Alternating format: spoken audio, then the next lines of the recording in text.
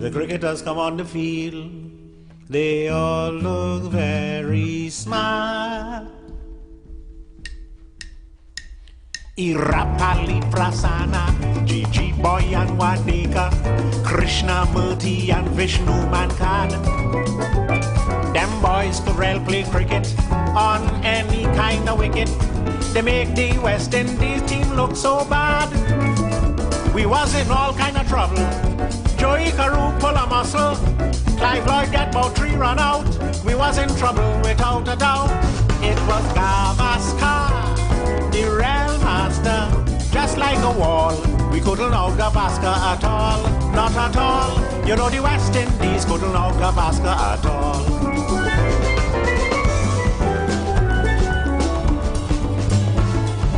Venkataraghavan, Bedi in a turban, Vijay Jaishima, Jayantilal.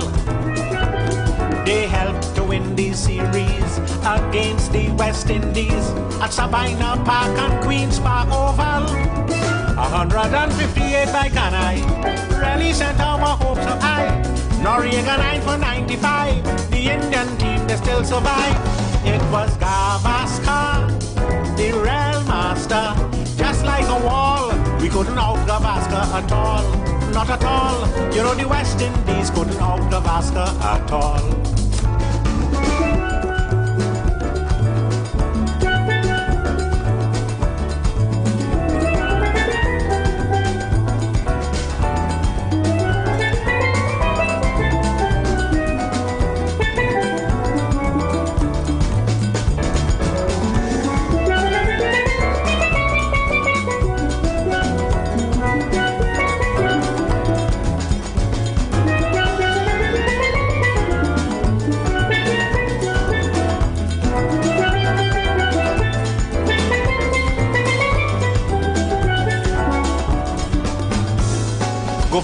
Janjurani, Solka Abidali, Dilip Sadesai and Vishwanath. They make West Indies bowlers look like second raters when those fellows came out here to bat. West Indies tried holder and keep voice. They had no other choice. They even tried with Newton Dow, but a shot at the sorry they bring him now. It was Gavaskar, the real master. Just like a wall, we couldn't out Gavaskar at all. Not at all. You know the West Indies couldn't out Gavaskar at all.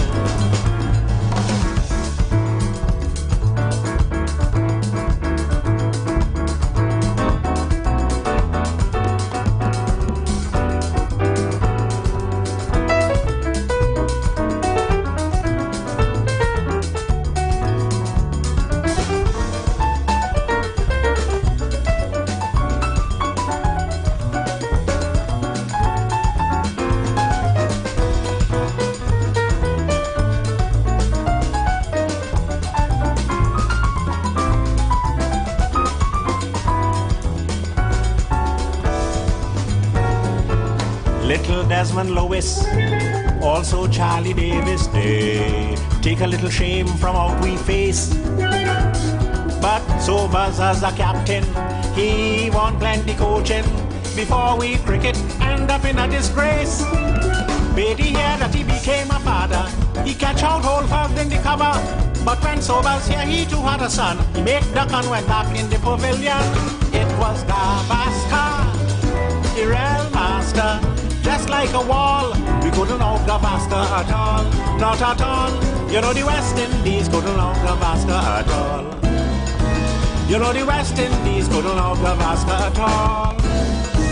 You know the West Indies couldn't out Gavaskar at all.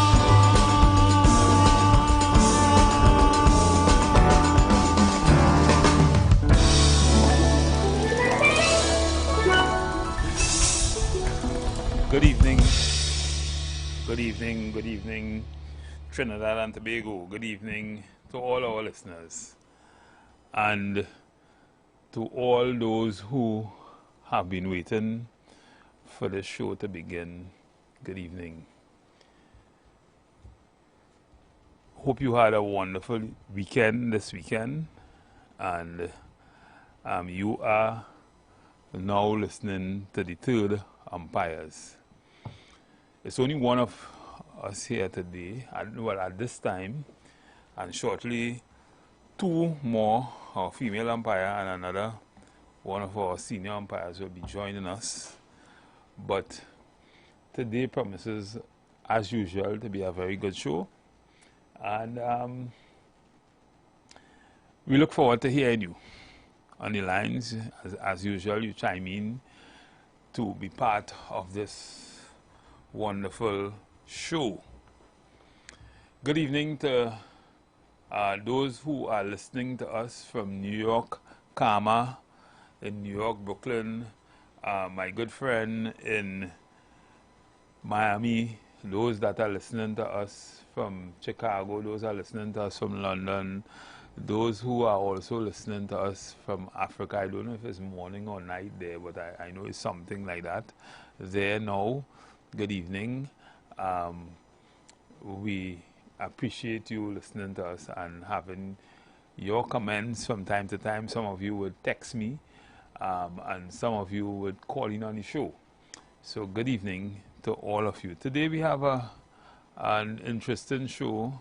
We have a number of things to unpack.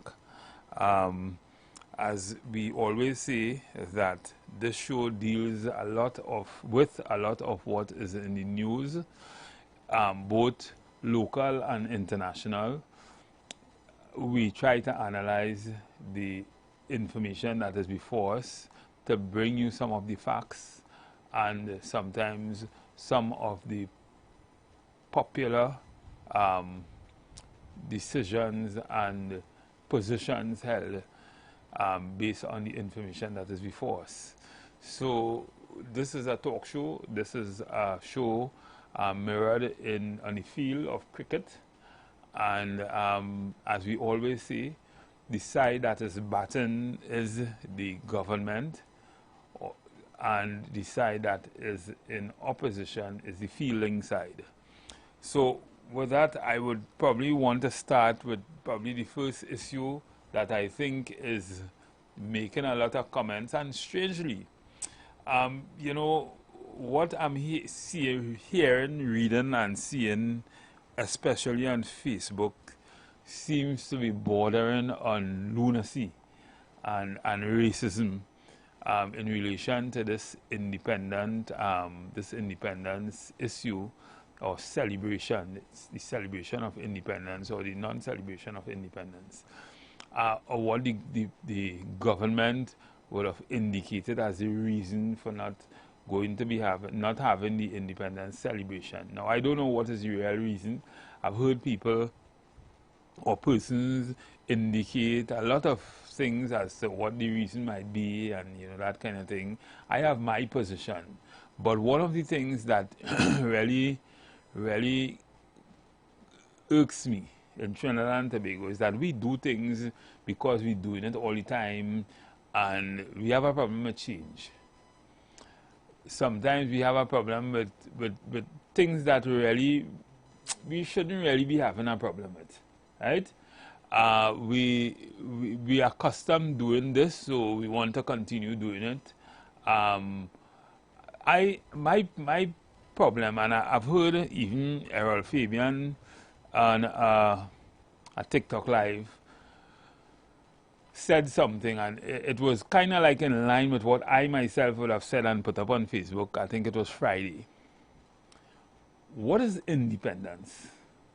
And what now, there might be things, and there clearly are things that we would need to celebrate in Trinidad and Tobago, and I would not be even fast enough to say that there isn't anything to celebrate. But the things that we want this celebration for, in my opinion, does not reflect on what we need to be celebrating and how we need to be celebrating it. These are just my opinions. Now, we are a nation that can't even feed ourselves, but we call ourselves independent. We were given independence from the British, and to a large extent, that was, in my opinion, kind of ceremonial, because in no way, if we were to take the true meaning of independence, we aren't independent. We want to celebrate it, but we aren't independent. We can't feed ourselves. We have nothing to really, I mean, we are generally, as Lloyd Best would have said, commission agents. We buy and sell, and I mean, if that is important, because, you know, there is a demand for things, there are needs and wants and that kind of thing. But listen, really and truly, are we independent? That's a question I would want to hear answered today, because while I mean, I want to be patriotic, and I am usually patriotic to the cause and to us celebrating, and I have to take into consideration that I'm on national radio. There are a lot of things I would want to say, but I just won't say it. But really, when you listen to the comments, or you read the comments on Facebook and some other places, it's bordering on lunacy, right? Because no one so far, thus far, could really tell me or give me the answer to this question: are we really and truly independent? If and when you think about what is the definition of independent and independent nation, yes, there are some things that would characterize us generally as independent, but the things that should mean a lot to us for survivability as an independent nation, and you would say there are a lot of nations who aren't, but really and truly, these are the things that we should be really very, very concerned about, and we seem not to be. We were taking down a joyride since the birth of our nation, since 1965, with the kind of finance we had, the kind of monies we had left over from, you know, from the remnants of, well, not the remnants, from what was under our ground.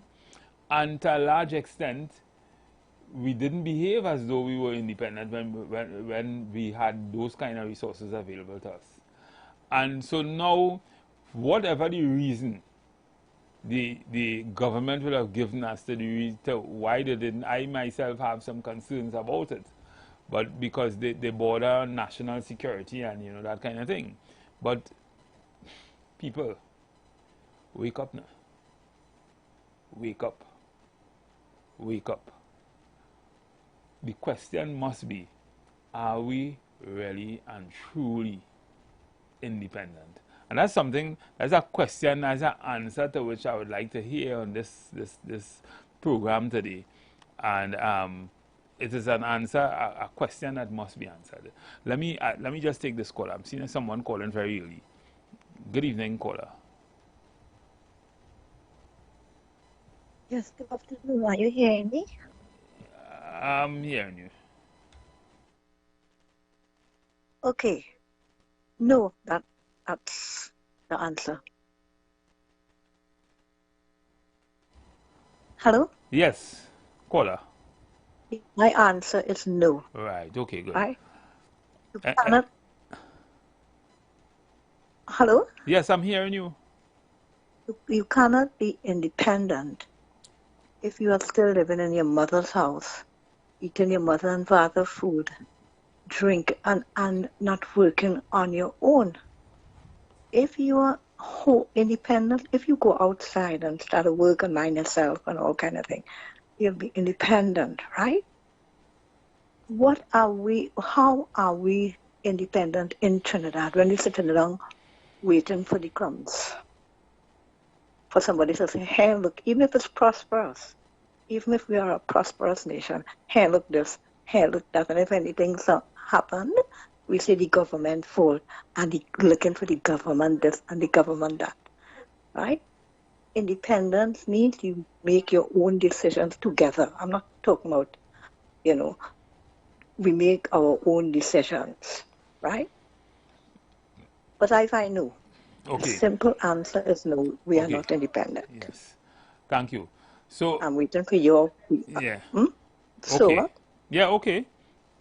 I hear you, right? So my position is that, and I'm not saying this for to satisfy any political view, except that, you know, I could think. And while I understand that, you know, as a country, you can't produce everything. No country can produce everything. But you should be able to produce things that would earn you the kind of revenue that would make you get the things that you need at a certain kind of ease to be able to call yourself independent. And that is my position. And that is not all, some would say, that is not all that, that is needed to be called independent. Because, of course, if you are turning your own key, you're making your own decisions and that kind of thing, those are features that characterize to a large extent independence. But as you just heard the caller just mentioned, you're living in your parents' home, you can't make any decision without them and all that kind of thing. That really doesn't make you independent. And I'm saying if you were to put Trinidad and Tobago and many other Caribbean countries or many other countries in the world in that box, you will see that really, according to the definition of independence, we aren't. So, as Errol Fabian was saying on his TikTok video, that we have these parades that say we don't even have that. They don't call that a military, right? We don't even have what we celebrate or what we show as independence, in my opinion, is not what represents independence. What we asking for, I mean, yeah, we celebrate, just to celebrate the fact that we were given independence, that is a good thing. But to what extent were we given, do we really have that independence, even that which we would have achieved on, in 1962? How much decisions are we making that we could say in Trinidad and Tobago is solely made for the people of Trinidad and Tobago and not to go around other things that could affect us from other places?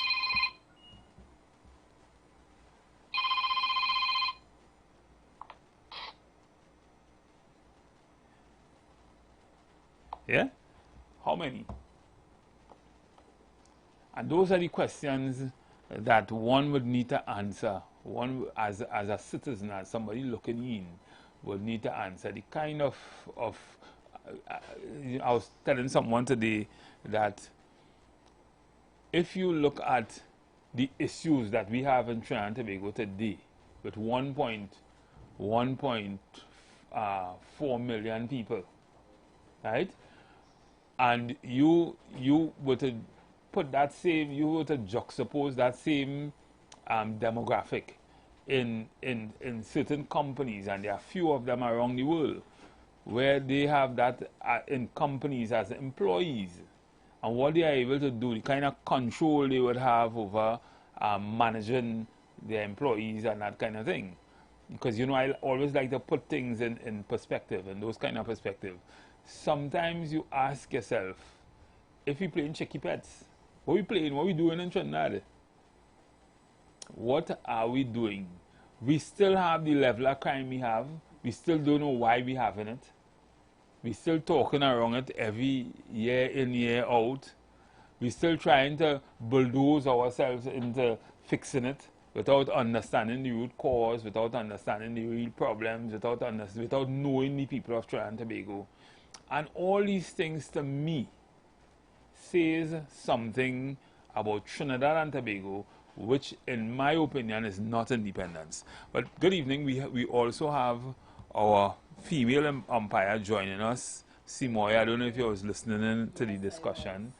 And maybe you can chime in and say what is your position on it. But I was just saying that, you know, I don't want to repeat some of the comments I saw on Facebook relative to the decision of the government to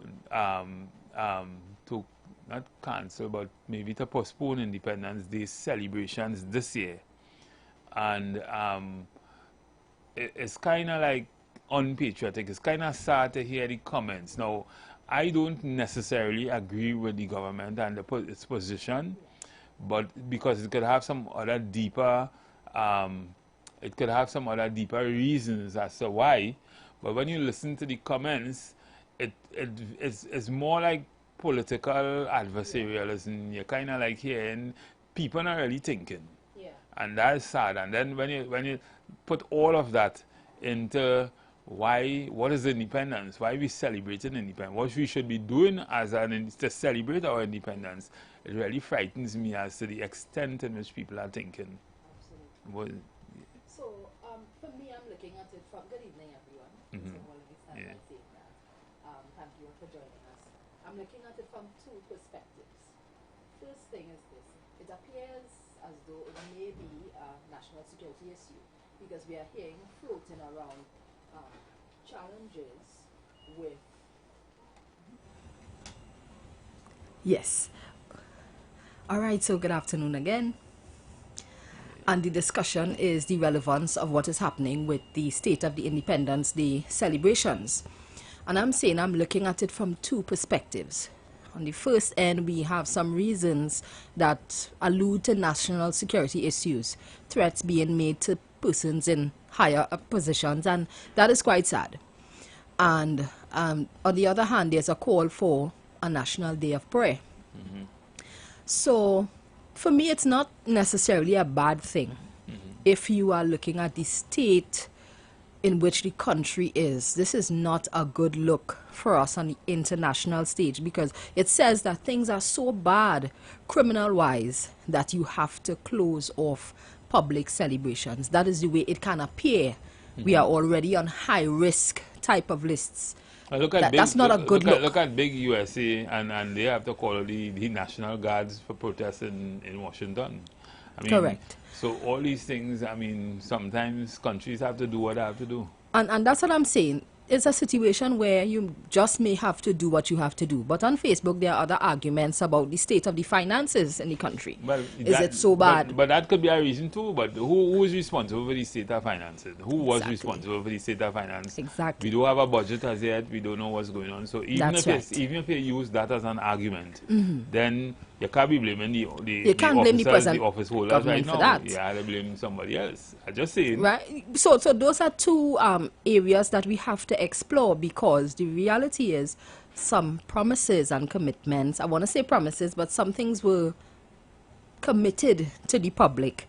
We have the union still arguing for their 10% increase. Well, again, you know, when I was going to school, I learned something about the id and the ego and the super ego in psychology. I'm sure you learn the same thing, right? And the id is what rules like children, little children. You want to go to the bathroom, you do it one time. You're not thinking about the consequences and that kind of thing. And sometimes we behave like we rule by our id all the time. You know? Sometimes that's the way it appears. Understand the situation and let's deal with it accordingly. Get them until next year around June kind of thing and then start, you know, because that's what, sadly, in 2015, it's the same thing, the complaining about boards and that kind of thing. In 2015, PNM people was complaining about boards after 6 months, boards was even appointed and that kind of thing. There's always some painful teething moments in terms of those types of transitions, and we do have to be patient with that. You gotta be patient, man. So then that goes back to your question, are we really independent? And what does it mean to be patriotic? Do we look at the state of Trinidad and Tobago and say, you know what, we may not agree, but you know what, I could stand with the government, I can support them to see where is this going? What is the best situation for us at this time? And that's what I have to say in terms of it. You may not be appreciative fully. We understand. People love the celebration. We really love that. But what may be the bigger picture here? Let me hear what this caller have to say. Good evening, caller. Good evening, Mr. Matteson and your co-host. Good Yes, good evening. evening. Yes, I would try to take a, well, I mean, it's a two-pronged approach to dealing with your question or the issue this afternoon. One, you can look at political independence. You could look at the economic independence and as to whether, in fact, we are truly independent. And we can also look in terms of the state of emergency, or probably the cancellation of the Independence Parade. And I have no problem with the cancellation of the Independence Parade. I am saying that I think that people in this country, people have to grow up. And you have, in America, you go to England, you have what you call the intelligence community. In America, you have, and they made up of FBI, CIA, and all these different people, and they brief the president, the head of state, right? They brief him every morning. And I am saying that the police, and in our jurisdiction, you have the police, you have the army, you have the other arms of the protective services, who from time to time collate or collect the intelligence. And they give the intelligence to the Prime Minister or the National Security Council. And therefore, they are telling the Prime Minister, hey, listen, you have a threat out there, it is not safe. And I heard the police commissioner this afternoon or this morning, where he said that, yes, the decision was one that was made with the other arms of the protective services. So it's not the Prime Minister who actually said, I mean, if you look at it, the decision to make they would have made that decision, but the fact remains is that the information, it was based on the information and the intelligence they received. If you have the police or the protective services telling you that they have a threat, and therefore it is unsafe to have all these people gathered together in the savannah. If you look, Trinidad is not a normal place, a normal country. Trinidad has the highest incidence of crime and murders in the Western Hemisphere. That's a fact. You can't run from that. You can't run from that. And therefore, what is every morning you pick up, they find some man on some drain, some man in some house, he chose slip, home invasion, all this sort of nonsense, who shooting at you, who sending threats to kill whoever it is. This is not normal time. And therefore, the Prime Minister, having received the information from those people, she has to act. She has a duty, the full duty of any government. It is safety and security of its people. And if in fact you receive information from the police or the protective services and you do not act, and God forbid, a disaster occurs, that's a dereliction of duty. So, that is negligence. So, caller, just one. I just want to get one clarification from you. When I say we have the highest murder rate, this is per capita you're talking about, or? It is per capita. Okay. It's based on population, right? Okay. So you're rating. I think we were number 6 or 7 in the world per capita. Okay. I'm glad you asked for that clarification. Yes, I just wanted to make sure now that because yes, people will ask these things. Yes, I agree with you. Yeah. And so the point about it is that you cannot, if your intelligence, police or whoever it is, the protective, tell you, hey, listen, if the failure or you ignore the advice of or the information or intelligence at your own peril. Any government who does that, because they're going to tell you, we advise you, we told you so. And people went back to 1990 when certain police special branch was given the information. Nobody acted. It came out in the commission of inquiry. They failed to take the advice. And what happened? So I'm saying that any government that would install, or in the modern time in this country, the people who go about talking after that nonsense is ignorant people. And what happened in the past is that it never occurred. It appears as if the Prime Minister in the past, because they were like God, little tyrants, I declare state of emergency, not not without the understanding of informing the people or educating the people. Hey, listen, I don't make decisions like that with respect to national security, you know. We have an intelligent community of body there that feed us with information. I don't have a personal security people who go about and solicit or seek to get intelligence. We depend on and the policeman, the police commissioner is telling you that every day. What ignorance could this country could befall this country? People running all about the place. I heard a program yesterday and talking about she this and because she didn't want that and she didn't want this. She has to act responsibly. So I won't take up too much of your time to deal with the other aspects of it. Probably later it's impact and permitted. What was sad about because I don't know if you all are reading the same thing I'm reading, but I am looking at Facebook. And Court of public opinion. The place, I mean, you're seeing a lot of regular, what I would call supporters from the feeling side. And you listen to the comments, you know, it's border, it's racist, it's really racist comments, you know, because what you're looking at here is this: is that those young people, they got something to hold on to, and they're going with that, right?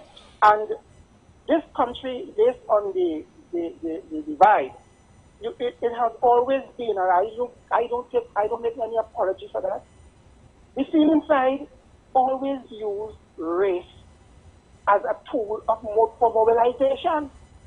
That is how they mobilize the mob. That's how they do it. And they make no apology. You know, they're very open about it. They don't like you all and they don't like you know, all this kind of craziness. That's how they do it. They divide.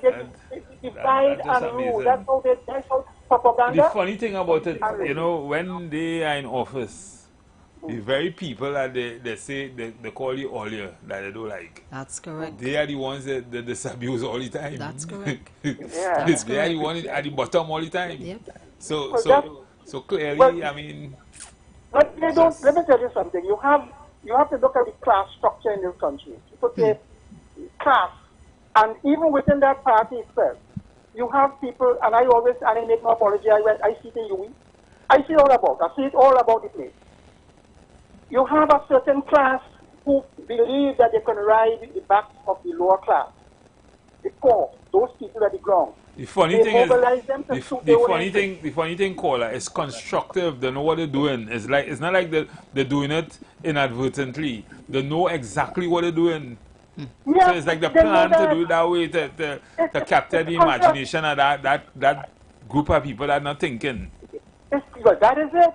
The fact remains is that if you keep people in ignorance, you're able to manipulate them. And that is what occurs here, because those are the people who are the ground who suffering. They can't improve their position. There's no opportunity for them to advance themselves, mobility and whatnot, social mobility and all that. And they exploit that, because most of them can't reason. I hear a program this afternoon, some people talking about, oh, she this and she that, and she didn't, because she changed the thing because she can't walk, because she said a boo, and all this other nonsense. But the yellow is the curse, and kind of craziness. Real ignorance, and it's funny. It's really funny. And they display ignorance with pride, you know. Yes. They're proud about what they're saying. They're big with us. You know, sometimes it makes me feel sick that, you know, I once supported the, you know, that kind of thing. Meaning that feeling side. I supported them maybe because they were able to perpetuate a certain kind of sense of belonging that you know, you're a black man, and but really and truly when you start thinking, you really see that it's really for themselves. You know, they don't care about nobody. You know, it's really funny, but I mean, and they still have people thinking like that. But I think what may happen eventually is that people will wake up and really see what's happening, and well, hopefully, and they would turn away from that kind of, even if it's a new incarnation of that same feeling side. But Sadly, I'm not seeing anything new really. Here, it's like they don't even understand the reason why they got bowled out. Yeah. All right, thanks again. Yeah. Right? So, thank you, caller. Yeah, so... I think if we still have to, in 2025, be playing on the emotions of others and just refusing to be accountable, that is, you're in a bad place. You are in a really bad place if all you can wave is your African or Indian flag. Yes. You know, I remember one of the things that was projected years ago was the fact that Dr. Eric Williams called East Indian people recalcitrant minority. I remember that phrase over the years, listening to politics and political commentary as to why we have that kind of divide. But when you really think about it, what is really recalcitrance? Recalcitrance means non-cooperative, right? And if, for whatever reason, they weren't cooperating with some of the things that they took it. To make Indian, it community might have taken it as probably as something racial or something divisive, right? I would hate to think that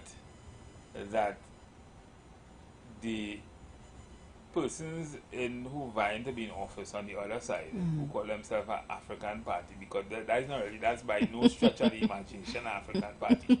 No stretch of the imagination an African party. That's a class party. Yeah. Right? You know that. Yes, we all know that, yes. And by no stretch. So I don't know if it is still playing on the minds of the people that there is this wide divide between African and man. Let me be nationalistic now, man. Let me wake up and come out of that kind of, beat yourself out of that kind of phase, and come out of that and start thinking about country, start thinking about developing the country for. Stop thinking about all these corrupt things and all these things that they could do. And listen, it's just crazy. Yeah, I think it needs to happen on both sides. There needs to have a level of maturity because it's one Trinidad and Tobago that we live in. Because, I mean, this is the time when we really should be trying to invent things, trying to solve problems. Yeah. Trying to be not in a good place, financially, No, So for those who said that maybe election was independence was curtailed because of we country don't have money. They're right. I mean, that is a good reason to do that, right? Because that costly thing. Because they talk about the savings, $2.something million saved. I mean, exactly. We could put that in something, fix some roads or something with that. I keep saying we have commitments. There are other things. So if you're really thinking, I mean, come on. I mean, there's always a reason to celebrate.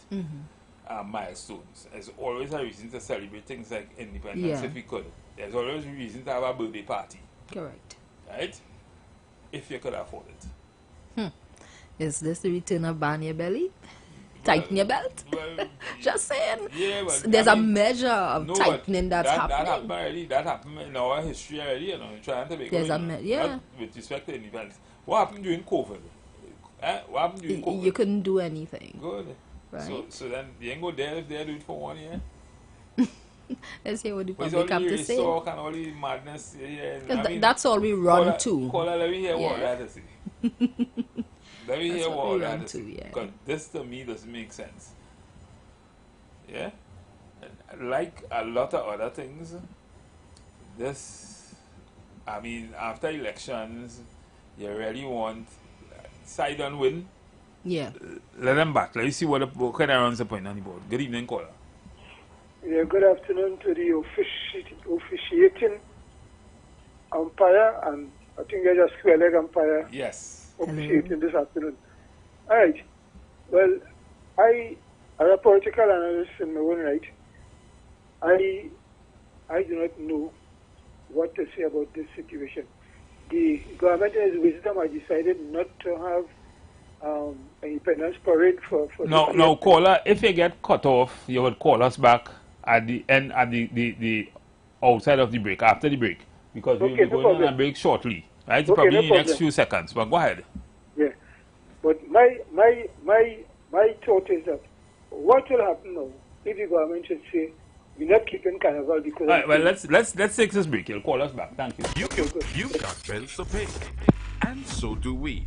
Let's go pay some bills on the street. 919 FM.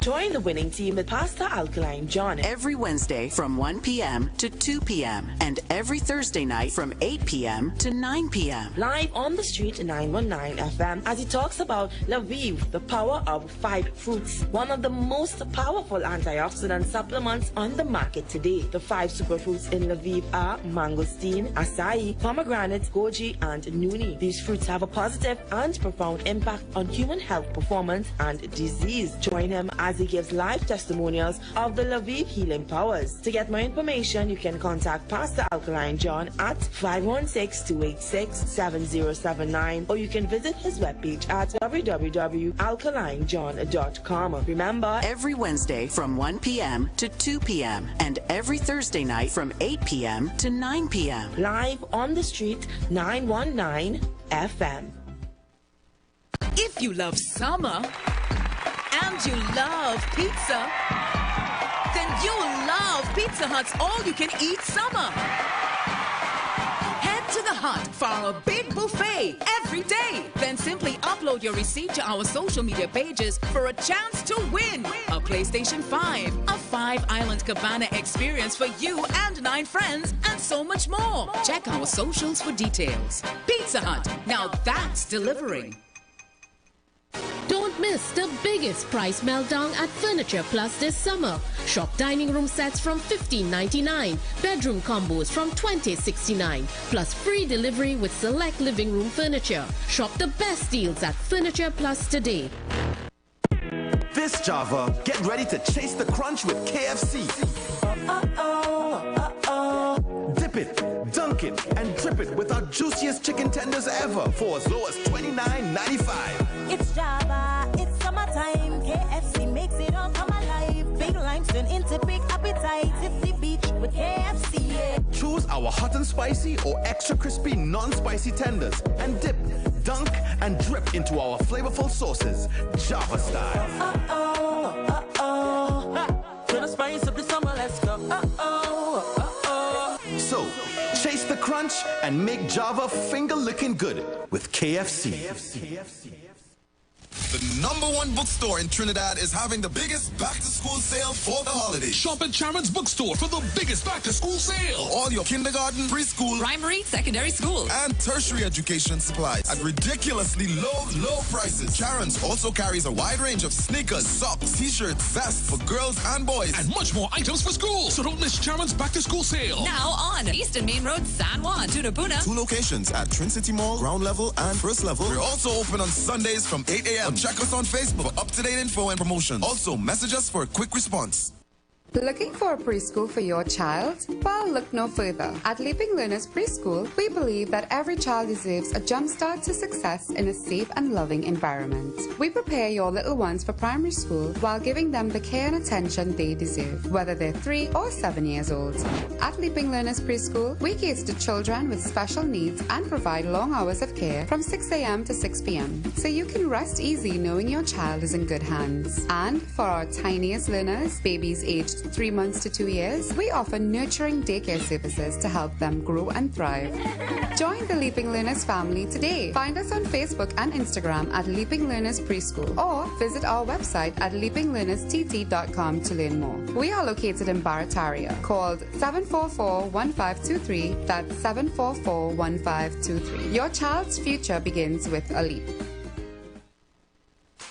Ikaro, I am Alatu Michelle Ifaba Michelle Aganki, better known as MC Duke. And every Monday between the hours of 9 p.m. to midnight, I host a show called Orisha, The Way of Life, right here on the Sheet 919 FM, where I have guests passing through from the Orisha Ifa Baptist Diaspora to educate, edify, and inform you, the listening public, about Orisha Ifa practices. So remember to tune in every Monday between the hours of 9 p.m. to midnight for Orisha, The Way of Life.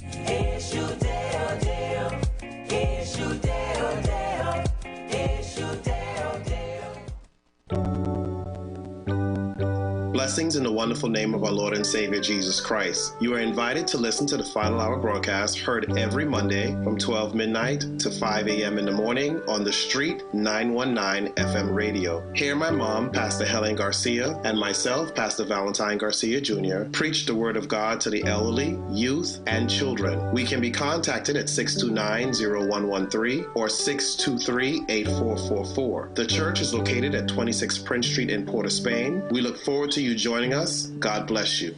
As my life I lay it on the altar, as my life.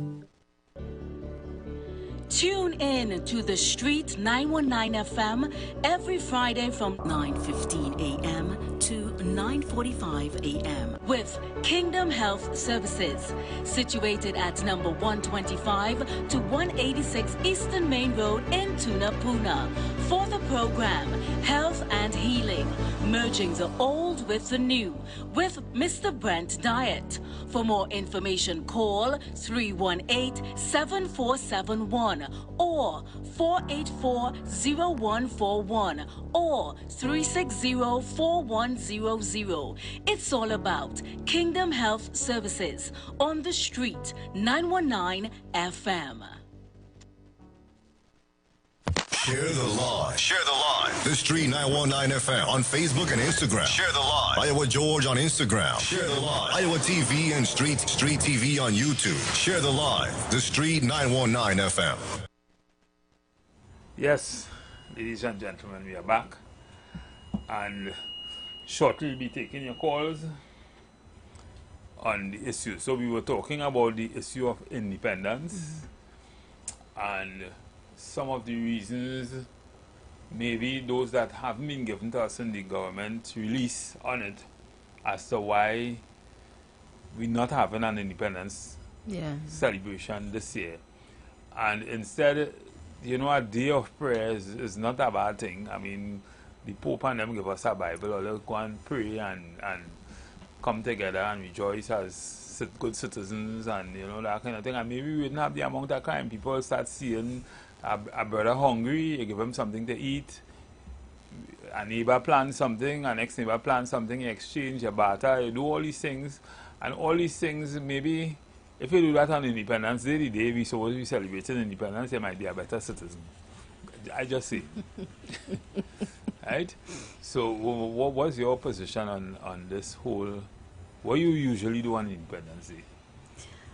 I take it as a day to rest. So, well, so when the Prime Minister say prayer and fast and rest, I mean, why we having so much problems? I don't do nothing for Independence Day, I just rest too. No, it's a part of tradition for some people. I was looking at Facebook and someone was saying that they purchased their ticket and they wanted their child to experience. They don't live in the country, they purchased the ticket to come here. Yeah, to come to Trinidad to experience. Then stop no party and thing, all them thing going on if you come to experience. People partying and reveling and thing. I mean, it's a tradition for some people, and they really do take that parade very seriously. And you can still come and go Marcus, you can still go and bathe. But there are things to do. There are things to do. I think calling the day of prayer is quite wise in terms of what is happening again. Now, the reality is people would be a bit. I mean, of course, I mean, I would appreciate that. Yeah. Right? But there are people realistically who wouldn't quite appreciate it, but they wouldn't want to say anything. I live in, I was 7 miles away from the, or less than 7 minutes away from the savannah. I usually go in the savannah for independence. I haven't gone in the savannah for years. But I mean, you see it on TV and that's good enough. But what about those officers? I'm just wondering about them, you know, who have to endure that heat every year. You know, and they, some of them may appreciate this time to rest. Right? And of course, people wouldn't feel comfortable chastising the fact that it's a day of prayer. You're still getting paid for your holiday and all that kind of thing like normal. Yeah, I mean, the reality is tradition is tradition. We do hold on to tradition. We do. And I like the celebrations. It's very nice. Eventually you go wake up, you won't even realize it didn't have a celebration. You'll go to a party night, same way. You'll do all the things you normally do on a holiday. And It's another day. And when you consider we really have nothing to celebrate as outside of the minor, to celebrate, to say that we're really independent, if you observe the true meaning of independence, a nation. I could understand, but you know, there's a level of patriotism. We look forward to this experience that is independence. We look forward to it because, I mean, what do we have for Republic Day? And the next thing, you know, people must understand that, listen, this is not about our UNC thing, this is not about our PNM thing. It's a decision that has to be made. Really, right? We say it as we see it. I see it as I see it, and I know you do too. And our fellow umpires also. So it's not like, as somebody say, everything the UNC do, we seem to give them praise on or support. It's not about that, because at the end of the day, these people just came into office. They were in office about 2 months and something, right? And the thing is that when you really think about it, a budgetary yet. They came almost to the tail end of the expected revenue and expenditure of the last budget, right? There's little, and then was coming out of an election, so a lot of money was spent from that, rediverted to other things and that kind of thing. So in terms of, be realistic, in terms of money to do certain things, even the things that you promise you will do, you don't really have it. I started by saying that it points to a significant issue that is underlying, either financial or national security wise. Exactly. So if even you wanted to, even you're saving $1 million, say, right, you could get the family of a die for that. I just say, right, and which is something you promise, right? You could fulfill that promise by everybody making a sacrifice and still celebrating your own home's independence and that kind of thing. 1962. You know what, as you made that statement about sacrifice, I think, this is just my view, I think people are at a stage where they are tired of the sacrifice.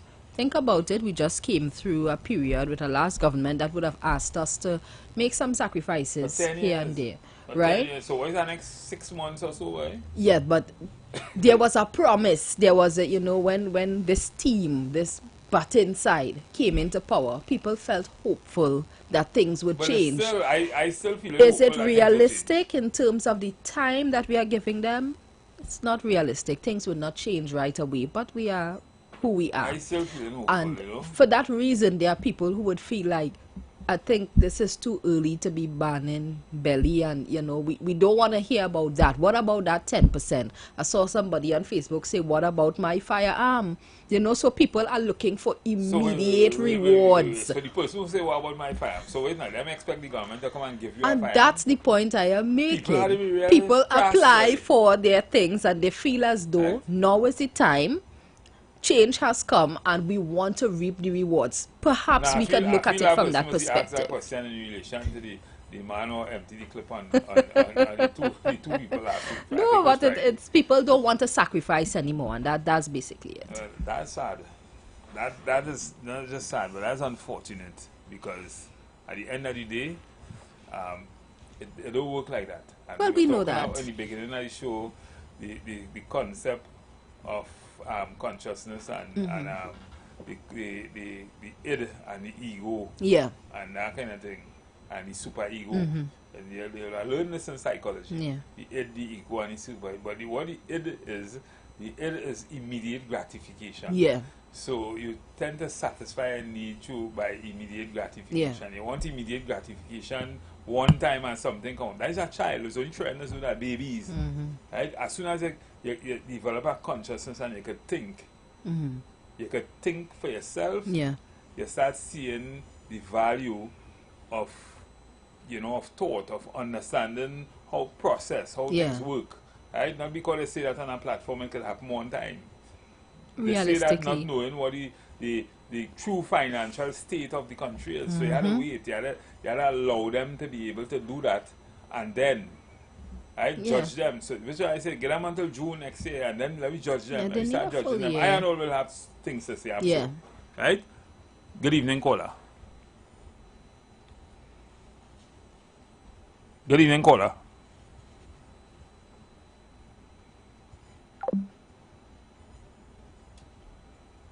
Good evening, caller. Yeah, good afternoon again. I do call when you went to your break.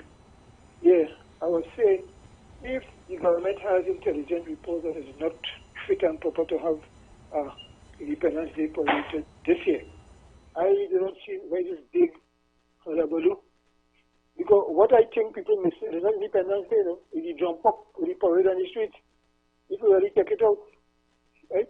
Because we don't have no massive kind of patriotism here, like people having flags Independence Day on their homes, and a lot of community events like in the early days of independence. We do not have those kind of independence again, right? So we have to respect the government decision, because I'm sure if the government say everybody gain a section, who want Independence Day celebration and who want Carnival Day celebrations? What will happen? We only could afford one. Correct. Right? And Carnival still puts some revenue in our pockets. Yeah. As opposed to independence. Independence. Yeah. So the only thing, and I was saying, we need a massive political education revival in Trinidad from primary school go right up. But so many people up to now I hear commentary from nobody from UWE about this situation. But so many I don't know if it had it, but I ain't hear none. So many people who making a lot of noise, it's just political and it grounded in you know, political adversarialism and that kind of thing. Because really and truly, even with all the probable reasons, all of them relates to a situation for which the government may have a right to do what it did. Right? If they say the country has no money to do it, I just say they didn't say that. But if they say they don't have the funds to do it, and it would usually cost to prepare all the military vehicles to do everything, the celebration, the fireworks, everything, it might cost, say, like I said, costing $20 million. You don't think $20 million could do for people in this country right now before our budget? Of course. We're in a period of austerity. Yeah, which this government cannot be responsible for. Right? We have become an impecunious nation. Impecunious means a nation of paupers. But I think from what I'm hearing a lot is the members of the feeling side, the kikes and the you know, these people, they're trying to egg the government to see the government fail. The duty is to see the government fail. I don't know for what reason, but that's sad, right? Because I was on that side before, and I said I'll just wait out my period. I never thought that you know, I wanted to see the government fail, because if the government fail, we fail. Of course, this is our land. According to what Brian, people must play Brian Calypso, the original and the first and last Independence Calypso King in Trinidad, right? Brian said, listen to the beginning of Brian tune, play it before you're done. Yeah. Right? Play that song before you leave. I remember that. Yeah. Yeah. And I just want to make a correction with you. You said you was talking about Latin America. No, Latin America is all the countries that the Spanish-speaking countries in Central and South America. Right? That's what Latin America is. The only exception is Brazil, where Portuguese is the official language. Yeah. But you were saying, right, that South America and Latin America is a little area, because South America is part, and Central America, they are what constitute Latin America. Correct. Yes. So that's all I have to say about this thing. But it's interesting, you know, what's happening. But again, and today I wanted to hear your comment also. Today is the day both Zelensky Trump and some of the European nations, some of those chosen European leaders will be meeting to discuss what would have come out of the Trump and Putin's meeting on Friday. What do you think about that? Well, Trump has taken the position as the international policeman of the world, what they call the world hegemonic power, right? And everybody has to come to the, when Trump speaks, that is how the world is structured. When the hegemonic power call for a decision. Do you think even Trump have any power in all this thing, or Russia hold all the cards? No, I don't think Russia, although Russia is directly involved in the war against Ukraine, but you understand, European countries bordering Russia, they will go along with Trump. The world hegemonic. No. When I say hold all the cards, Russia don't have to do much to negotiate. Russia could just hold its position, and the war wouldn't end, or they still wouldn't beat Russia, because to beat Russia would mean the end of the world. Yeah. Well, Trump have the Trump card, right? Because remember, America has the most brutal military force. Therefore, I think what Trump will do is Trump will force Ukraine through Europe to seize some territory if you want to stop this war. Because Russia is not going to do that. Yeah. Russia is not going to accept anything less, in my opinion. Yeah, but if all the Western world decide to give Putin pressure, remember the USSR has collapsed. Russia is more or less by itself now. Yeah, but you remember, India is supporting Russia, China is supporting Russia, and most of the other nations in that area in BRICS, Brazil is supporting Russia, so you don't have the largest population size already. Yeah. And then the largest population size will mean the largest trading side, right? Yeah. While America is a superpower, I don't think that they have much. Tariffs can't do Russia anything again. Tariffs cannot do Russia anything again, and Russia has demonstrated that on more occasions than one.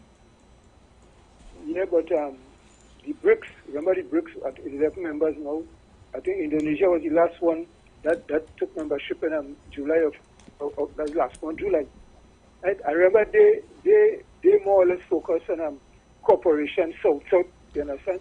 South cooperation, to more or less enhance South trade and whatever. They are only on cooperation and not on military might together. Right? So although Russia is a member of BRICS, but what Russia is trying to do is trying to have satellites, all over. Right? But America being the international policeman, Russia cannot overpower America as it is right now, BRICS or no BRICS. All right. Okay, well, let's take another call. Okay, good. Yeah. Good evening, caller. Good evening, caller. Caller, good evening. You're live? Hello? Yes. Hello. Good afternoon. Yeah. I don't have a good volume here. Are you hearing me? I am hearing you. Or we are hearing you, I should say. Okay. Well, you were talking about the what the government did, right? About the independence. I wanted to ask you a question. If it wasn't about, if we had all the money in Trinidad that we need, right? And there is not a threat, a security threat. Would you, and this thing came up, not to have independence, would you feel the same way? We're not studying money, we're not studying security. But I feel the same way? Well, yeah, that question wouldn't arise, because then the government would not have independence. I'm not saying what he did, don't listen to me. Yeah, I'm telling you.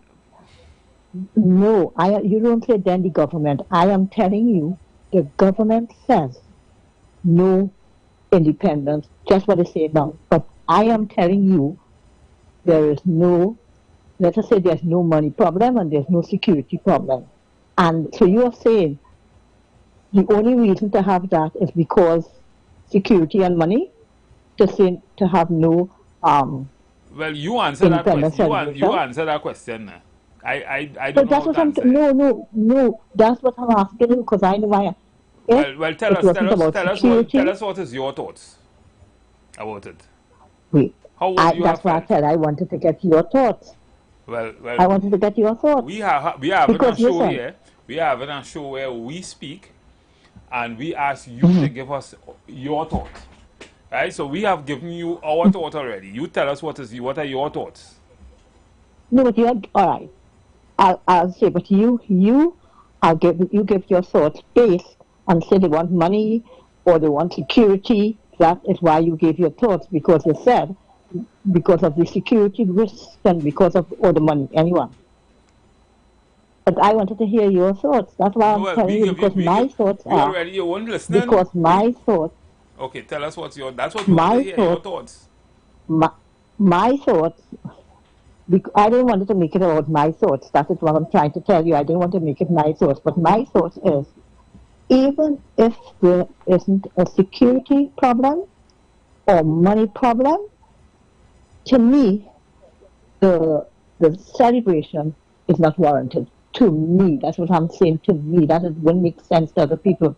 To me, I don't see where the celebration, because I would ask you then, let me ask you, what are we celebrating? Let us say everything is okay and we're celebrating independence. What do you celebrate? Okay. The army that comes out on March, what our army does for the 20 years and 25 years that they have been there, what our army do on a monthly, yearly basis. Are they being paid for? They waiting on a war? Or what is our army there for? Well, I know it's for protection in case of. Our army is there as another layer of national security to protect our nation from external threats. Right. And external threats doesn't necessarily have to be a war. But but for the last 25 years, what has our army done? Well, even if they haven't done anything, we need to have some kind of military force. Well, I'm just telling you, So, I know there has to be a protection, right? There's protection in case of. But they are there for the last 30 or 25 years. I think how long we have our army. Are you advocating that we do? Are you advocating that we don't have any army or any police, anything like that? Is it? I didn't say police. Listen, I did not say police. I said army and navy. Now let me tell you something. Do you remember an army comes out and show, but because of what they did through the years? I'm just saying through the years. Right? Why can't it be a part of the security of the country? Like all this thing is saying murders, this thing. 600 murders, we're not looking good. Why can't they be a part instead of just in Tetron Bay? Okay. You see, that's why I didn't want to bring up what I think because I think I would not have thought what you think because in my opinion. That's why I wanted your thought. Right. So in my opinion, or I should say our opinion, maybe you'll hear what the other umpire say. The army. Or the likes of the army in any country has a purpose, right? Any country where there's law and order and laws and things will have a purpose, and that purpose in most cases will be to protect a country from external threat, direct or indirect. Only external. Well, yes, external, because you will have other layers of national security which will protect us internally. From time to time, if the country feels that, or the government feels that the country is by in any way things are happening that interferes with our national security in some way, they could tap on the army also. and that might be internal. So, so yes, there's a purpose, in my opinion. I'm not saying that there isn't a purpose, you know. But the way I personally see it, if they're acting like it's not a purpose, there's not a purpose. Okay, so right? So again, we listen to everybody's opinion as your opinion. I mean, I take it as... You see, and that is why, Marcus, and I wanted your opinion. I didn't want my opinion, because my opinion we give you our I want to learn already. from you. We give you our opinion already. We give you our opinion on this whole independence thing already. We started off by saying that there's little in our opinion. True. That's true. In my opinion, there's little to celebrate. Yes, I'm listening. Right. But Mr. Matteson, you were talking also about Trump and the leaders. That's what I like there. You see how Trump in the White House brought all the warring factors. These are people who are at war, and they sit around a table, all of them sitting down neatly around a table. The first time, I think since 1779 or something, it never happened. It never happened in the White House, and no leaders came together. They came at certain times, on occasion, but not together, all of them. NATO. Well, I don't think Putin was there today. So the real meeting where all of them but he was met with him.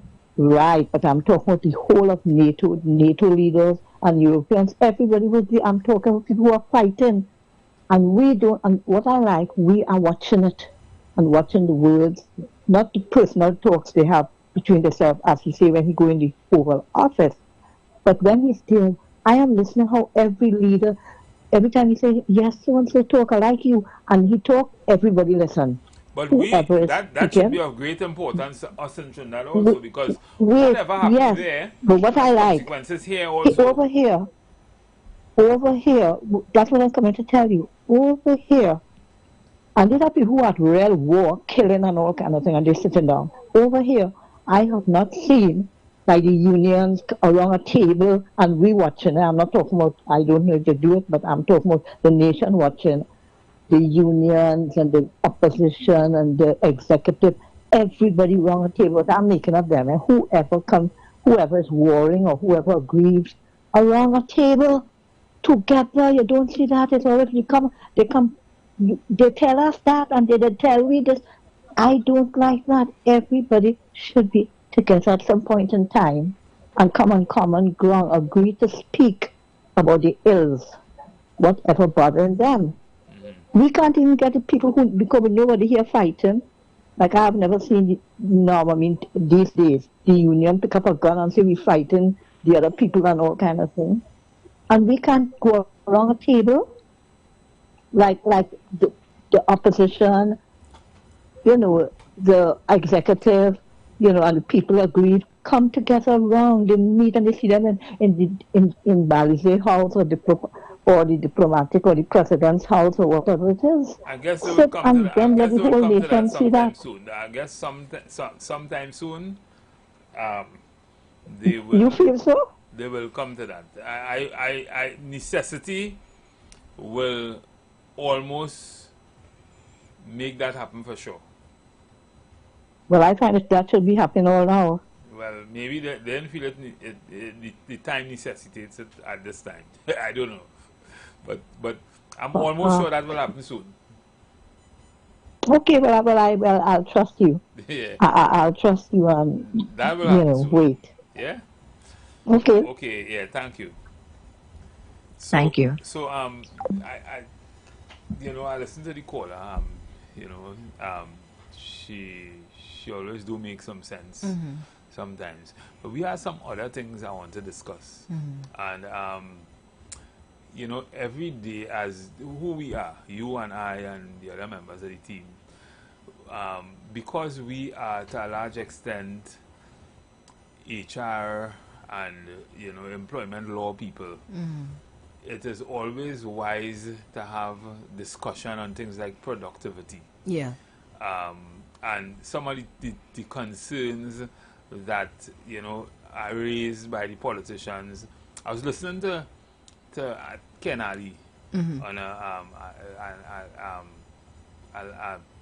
video he made, I think it was yesterday sometime, where he spoke about ghosts in URP. And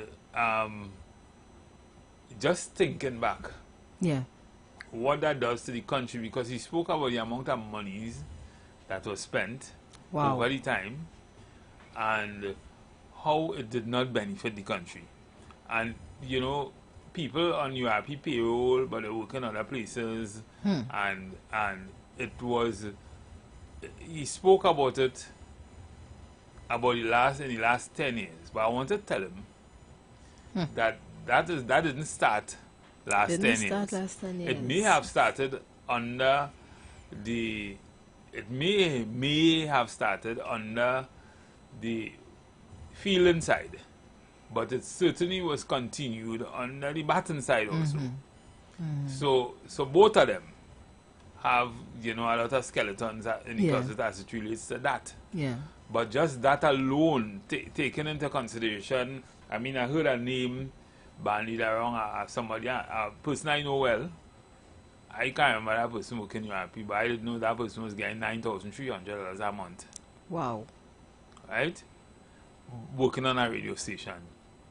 So you're working on a radio station, you're probably getting paid at the radio station, but you're also collecting a salary in URP.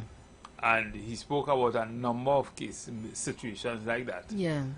To me, that's unfortunate. Especially those are the same people who fighting and clamoring about decisions made by the government when really and truly they was really eating our food.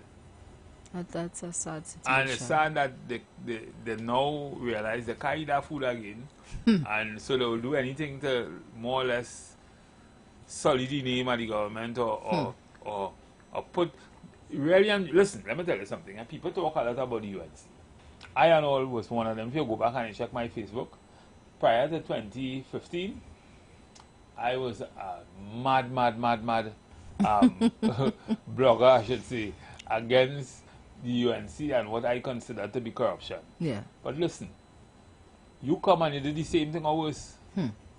You come and you do the same thing, and don't tell me you didn't do the same thing or you didn't do worse. Don't tell me that. Right? You'll be talking, you're not talking to that stupid man. You're talking to people who saw exactly what was going on. Right? How much rent someone all who self-talking make from all the buildings and all the family buildings and things. That you didn't need to rent. How much? And it's coming up now. How much people are put in places to do all kind of evil things to make money. Right?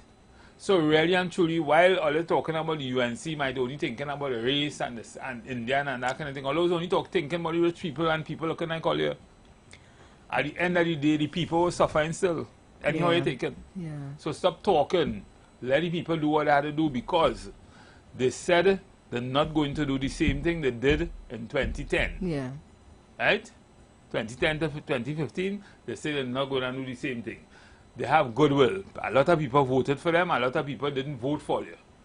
Right? Let them, give them an opportunity to prove themselves. They say that that's not what they're going to do. And so far, they're looking like they're going in the right direction. They're batting good. The wicket are falling. Right? Let them bat. Let us see what they're doing, and then talk after a year. Start talking. But now, you're just talking. People seeing through you. People seeing. People asking themselves, but like these people understand why it was voted out. And I think that's what looks so bad, because we're talking as if we are now seeing these things happening. Well, it was all the time. It's been happening. And all the supporters. It's been happening. So when I hear about, you know, what was said by Ken Ali, I mean, it's just, I mean, I know them thing was happening. I know them. It's not like I didn't know. I knew those things were happening. But it just says something about how we use public funds and how the side that is feeling now will have taken advantage of the public in so many different ways, which is why they're in opposition now. And that will always be a challenge for productivity where there's no accountability. And it's not just public funds. I think it's public resources on the whole. If you look at the police vehicles, all of these things that are given to public servants to utilize to provide services, it's mistreated. And it was than the vehicles they're charging people for on the road. Their own personal that's correct. That's them things again accident. Them thing. You Yeah. see all them things that look on the road. New vehicles and there's been some serious accidents. we have no. It all comes down to accountability. Yeah. It all comes back down to accountability, and those are the things that, I mean, as citizens who paying taxes. That's and correct. anyway, I don't feel if you're paying taxes from your income that you're paying taxes, you know. Yeah, you're paying taxes. Every time you shop anything. Every time they waste your time in a government ministry waiting on something like taxes, you're paying, you know, because you're losing time and productivity, money you could have making somewhere else. Every time you go on, you're paying taxes anyhow you take it. You go to the grocery. Yeah, you buy something, you're paying taxes, VAT or whatever, that's tax. Yeah. That goes back to running the country. That goes back to seeing about you in the hospital. That goes back for everything, which is why when I spoke about the food you eat and your own responsibility, right? That too affects my taxes. Yeah, because we are paying money to perpetuate a system. And we pay money to take care of you. Yeah. When you're sick, till you reach in the hospital. It's not improving. Because of what you're eating, your diet and all that kind of thing. And, you know, a lot of the people who think that it's very expensive to eat properly, I beg to disagree. If you're not eating properly, it means that you're spending a lot of money. Junk food. Yeah. And what is available. Yeah. I mean, it's expensive. I mean, I travel sometimes and it's expensive over there, but sometimes that's all you can get. Yeah. But here you have so many options.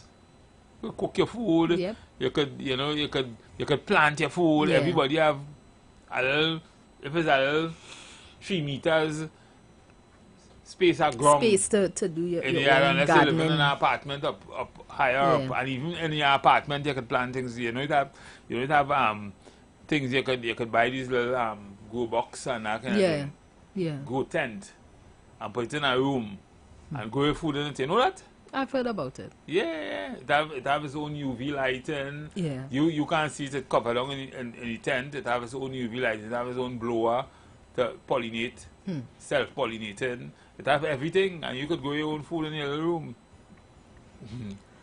Well, it points on the untapped. If you're a real agricultural enthusiast, those are things Untapped you can potential. explore, you know. I mean, see more, think about it. Untapped potential. But wasn't there someone that was growing illegal crops similar to that? Yes. But I think it go up to 5 trees. But they're doing it in their homes. If you're homes, going up to it's 5 trees, happening. it's illegal. And if you're going into your house, in my opinion, it's illegal. I don't know what you think. You think it's illegal? It's illegal if you have more than a certain amount of weight. Up to a certain amount. Weight. But if you come and you get 5 trees growing in my grow tent in my house, I'll tell you, get out of here. Well, I wouldn't know anything about growing those crops, those types of crops. Yeah. But the issue here is still productivity. You started by talking about URP, and to me, I could connect all of this to say, if we are still doing these things in 2025, then there's an argument that points to say, you're not as independent as we thought. What is there to celebrate, as you were saying? On one end, you're patriotic, we are thankful for how far we would have reached, but our behaviors haven't changed. Correct. If you are comfortable being part of a ghost gang, then, you know, there's no growth for you. We can't talk about what the youth are doing. What's the necessity for that? Why, I mean, especially when your mission is on, you know, you're on the radio just talking about, you know, trying to promote yourself, promote a party and that kind of thing. That to me doesn't really say much for you. And there are plenty of that still. Correct. Right? Because some of them, I know a particular gentleman who had about 2 CPAP gang. He was real crying now because I thought $60,000 he lose. Right? That can't be right. And he was on the radio every day talking and making us sit and was bawling on the radio every day. Look at we here and we even getting paid to do this. We just want to talk because we like to talk about what we just talk about. No, but it really sends a signal about how far we still have to go. We can't complain about the problems, and we are part of it.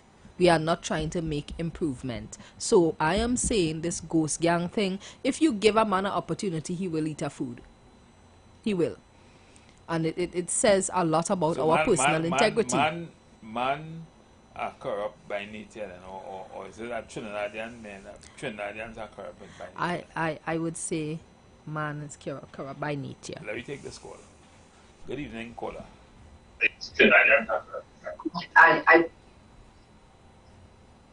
Yeah, good Hello, evening. good evening. Yeah, good evening. Good evening. When we became an independent nation, the Prime Minister at the time went at length to tell us what is the meaning of independence, what is expected of us, what we should do, what we shouldn't do, and nobody followed that. Apparently, nobody listened to him. He even give us watchwords. Wow. And one of them was discipline, tolerance, and production. No, but he had a longer speech where he say independence means putting your shoulder to the wheel and charter and all that. So if you go back to that and you find it, you'll actually understand what he said. But today we are self-serving. We cannot look. We're not looking at country first. We're looking at ourselves first, and we're ready to abandon anything and seek self-interest. So independence is really and truly not really understood or recognized as it should be. And the politicians and them are also self-serving, not really going out there to actually allow us to understand what is happening. In this year, where Independence Parade is banded, to put it this way, it doesn't disallow you from having your own celebration and to be patriotic in your own way, in your own village, in the boroughs and all over the place, and in churches. And you sit down to yourself with your families and talk about patriotism and where we should go and where we shouldn't go. So we ourselves are responsible by not passing on the message. So I would ask you this evening here before you close. Explain what is independence for the nation. So we will learn a thing or two. Yeah, because correct. You know, you're so correct, because I was listening to something.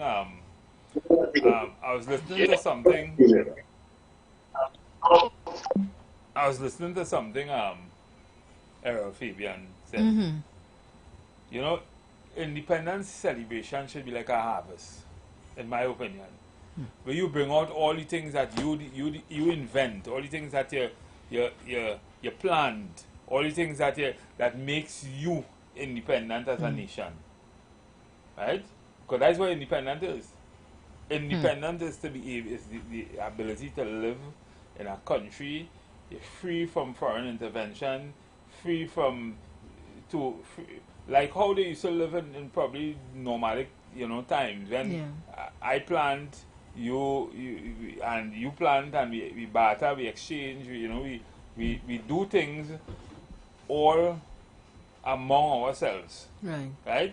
Now we live in a global village, so one would say that the things like when we talk about the comparative advantage of trade, where you might have something that you could produce cheaper than, say, America, right, at economies of scale. And America might have something that they could produce cheaper or better than you by economies of scale, and therefore we may have a necessity there to sell to America. America might want what we have, and we might want what they have. Right. But you have that balance of trade, right? That is not what exists right now, right? We have arable land. We could do a lot of things in Trinidad. We don't even plant. We can't even feed ourselves with basic agriculture crops. It's way beyond high inflation in terms of that. What are we really? And that is one of my pet peeves. Food. Being able to feed yourself. If you can't feed yourself, you're not really independent in my view. If you can't feed yourself, Simoya, you're not independent. Think about it. You and a man living home. Yes, no, think about it. No, I mean, think about it. You and a man living home. You're not working. You're taking, you have a whole set of babies. He taking care, I mean, you are taking care of the babies, but he can't do nothing for you. Waste of time. Yeah? Waste of time. What happened in a situation like that? And next man will mind them babies. Yeah. Right, but it's the same thing. It's the same thing we're trying to make go. Right? So the thing is, are we really independent, bro?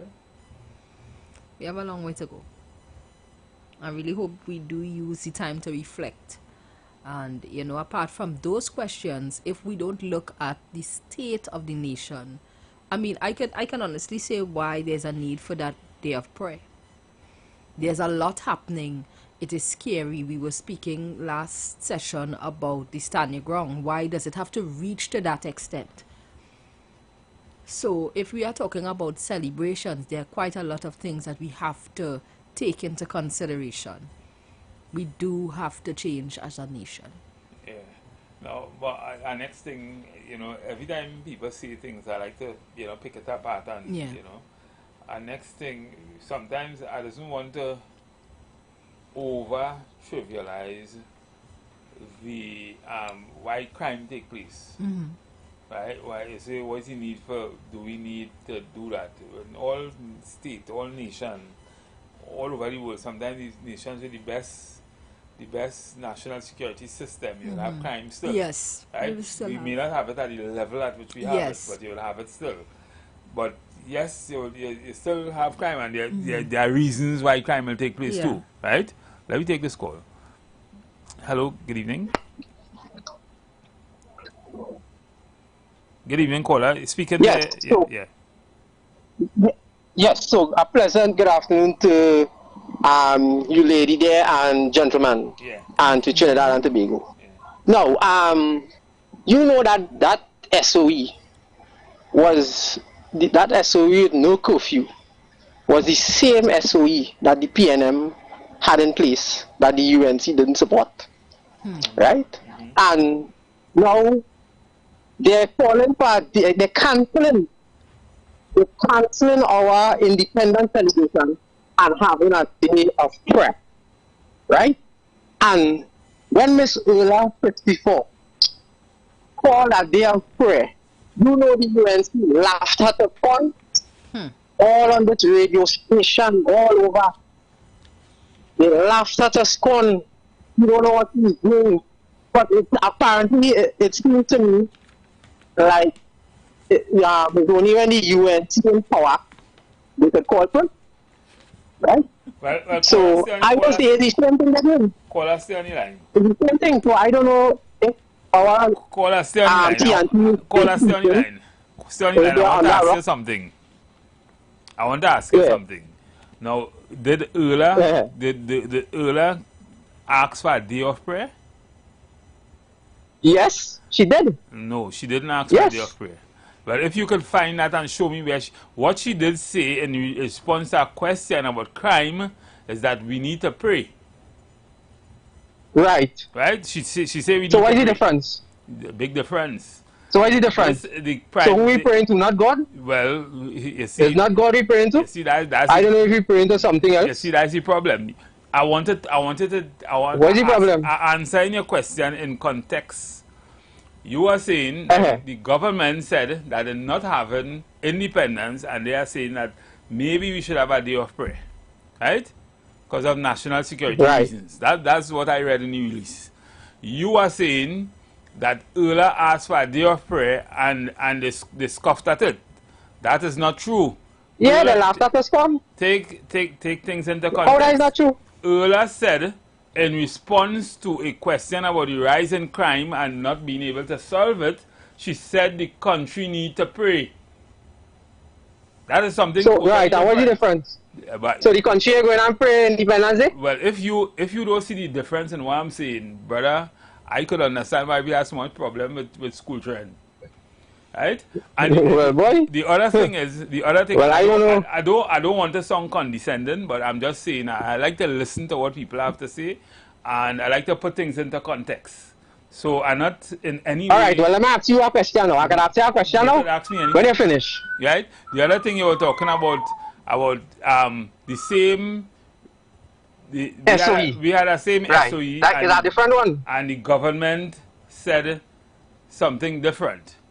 Let me ask you something. You remember what was the reason given? Same government with no curfew. Same SOE with no curfew. Right, but remember what was the reason why they had the SOE? Yeah, do you remember? I mean, you talking about it. Do you remember what was the reason? What was the reason? What do you mean, what was the reason? Why did they? What was it? What? It's the same reason that happened now. No. It wasn't the same reason. Tell me what. Okay, what was? Tell Trinidad and Tobago what was the two reasons for the reason for this one and the reason for that one. What was the reasons for the SOE? Well, in this one, they're saying that the head top officials are being targeted right. and threatened. And what was the reason for the PNM own? And that wasn't the PNM own. No, what was the PNM give authorization to the police. Right? For what? And what I am saying is that what was the UNC now give authorization to the police. Listen, for the same SOE with no curfew. Sir, this is what I'm trying to explain to you. Sir, you give the reasons for the UNC SOE. Give the reason for the PNM SOE now. The PNM SOE, they said that there was a, let me help you. There was an attack. There was weekend. Let me help you. The weekend had sir, let me help you. Let me help you.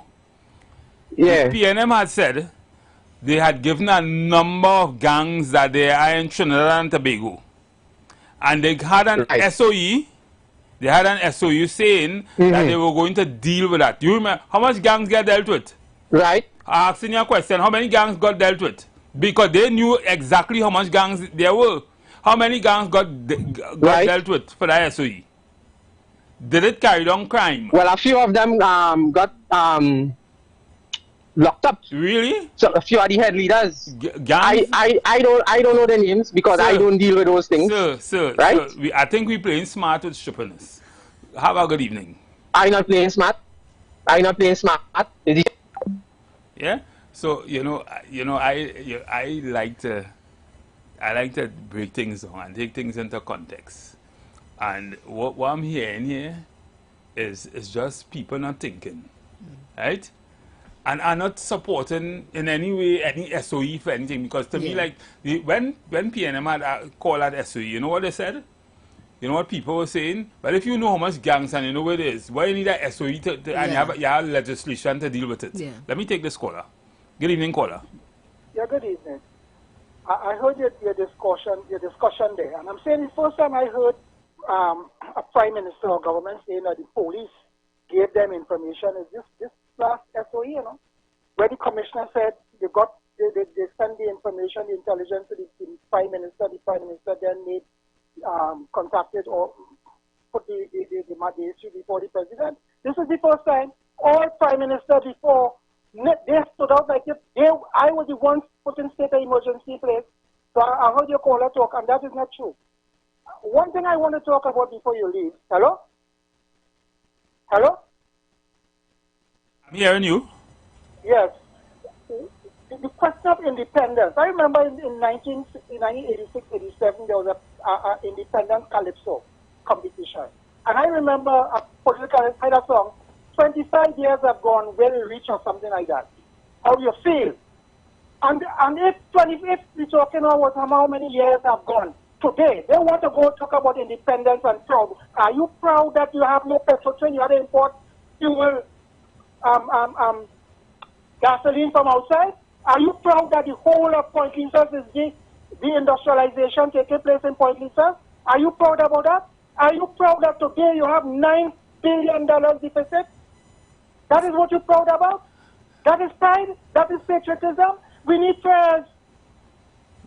Are you proud with the high level of unemployment? Are you proud with the high level of crime, murders in this place, house invasion? That is why you need to pray. That is why instead of gallerying and ganabanting all over the place to create problems and mischief, go and pray.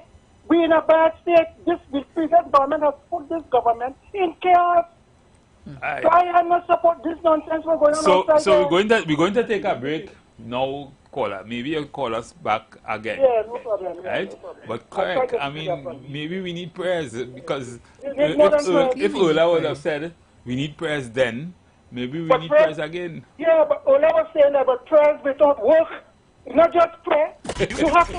Ola wasn't doing anything. And so do She's telling you pray. All right, caller, we're going to take a break. The Street Yeah, thank you. FM.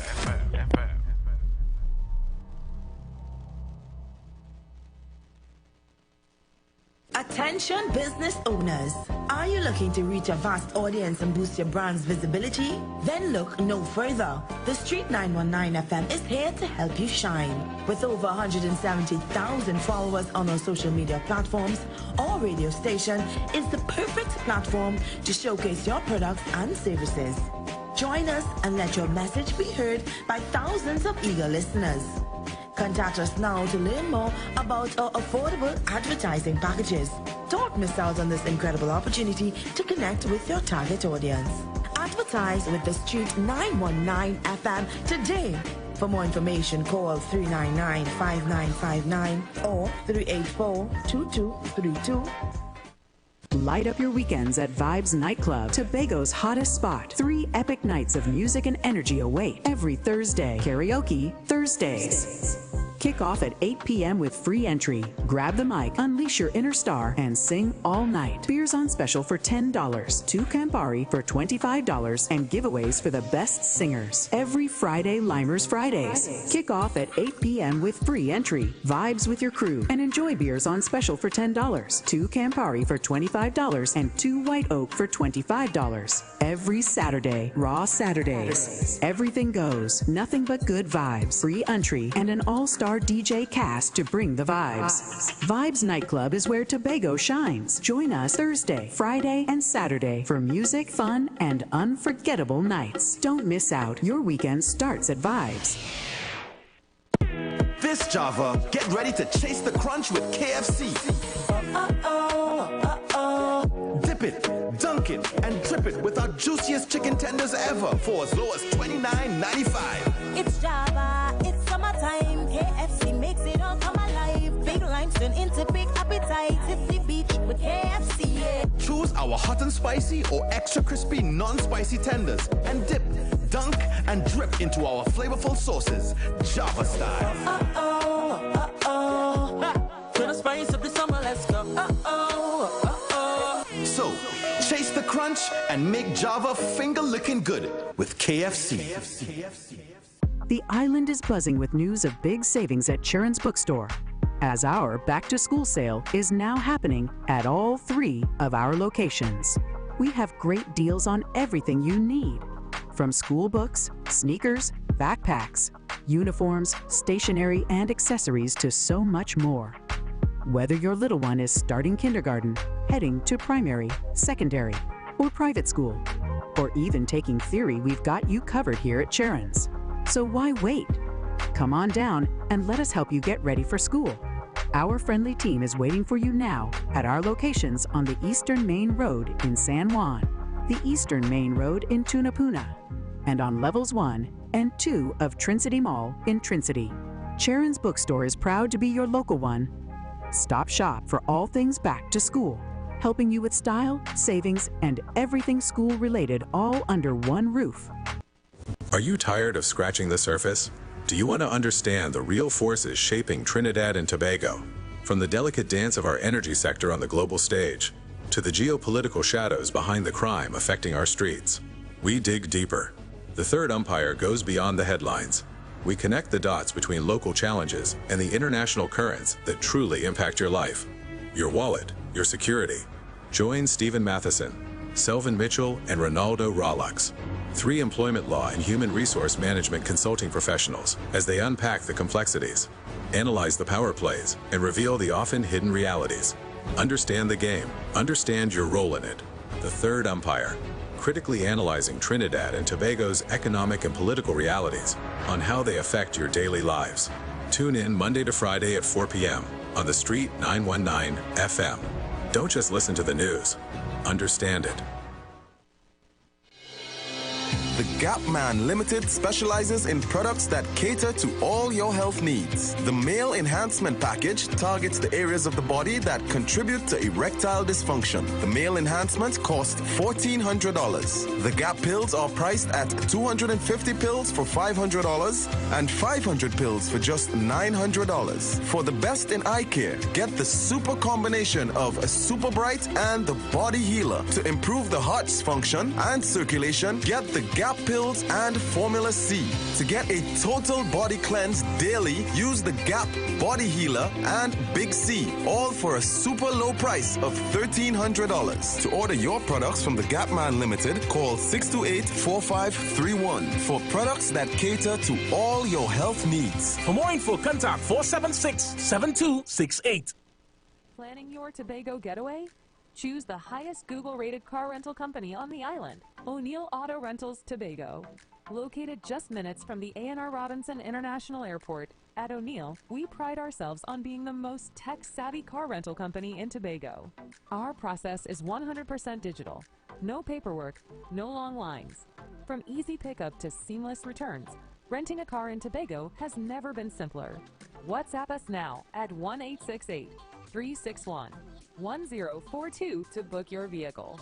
Don't forget to mention promo code RADIO2 to receive a 5% discount on your rental. Send a WhatsApp message to 1-868-361-1042 today. That's 1-868-361-1042. O'Neill Auto Rentals Tobago, the easiest, most reliable car rental experience on the island. Vehicle availability is subject to change. Driver must be at least 25 years old and have a valid driver's license to book. For more information, visit www.rentalcartobago.com. Share the live. Share the live. The Street 919 FM on Facebook and Instagram. Share the live. Iowa George on Instagram. Share the live. Iowa TV and Street TV on YouTube. Share the live. The Street 919 FM. Yes, callers and listeners, we are back. We are back on the third umpires, and as you know, we analyze the situation and we tell you what our opinion on the issues. Simoya, this is not normal. I am usually very argumentative, and sometimes if I hear something that sounding like verbal diarrhea or making sense in my ear, I will talk about it. And so I had to interject. I had to say to this caller that, we are political sometimes. Yeah. But I had to say this guy was overtly political because clearly he was being mischievous with the facts. And when he said that, the PNM had a state of emergency, and the other side criticized it, and now the UNC have a state of emergency, and we having a problem with that's criticizing it, and that they were the same. They gave the same reasons. I don't hold the same view. I don't criticize none, right? The government had to do what the government had to do. They're seeing what we're not seeing. Yeah. Right? On both sides, both PNM and UNC, they're seeing what we're not seeing. But when you come to the country, when you come to the nation and say, we have XYZ amount of gangs, right? You know how much gangs there are, you know them by name. But you have legislation which prohibits gangs. What does that say for you or about you? And then you have to call a state of emergency to deal with them. Yeah. So I would like to hear a report from them. How much did they eradicate the gangs in Trinidad and Tobago by state of emergency? Because you knew where they were, you know who they are, you know everything, and you know it's illegal, and you have legislation to deal with it. You went and fight and passed legislation to deal with it. So how come you didn't deal with it? So what our state of emergency was about then in the first place? Just saying, I like to be logical. Yeah. What our state of emergency was for then?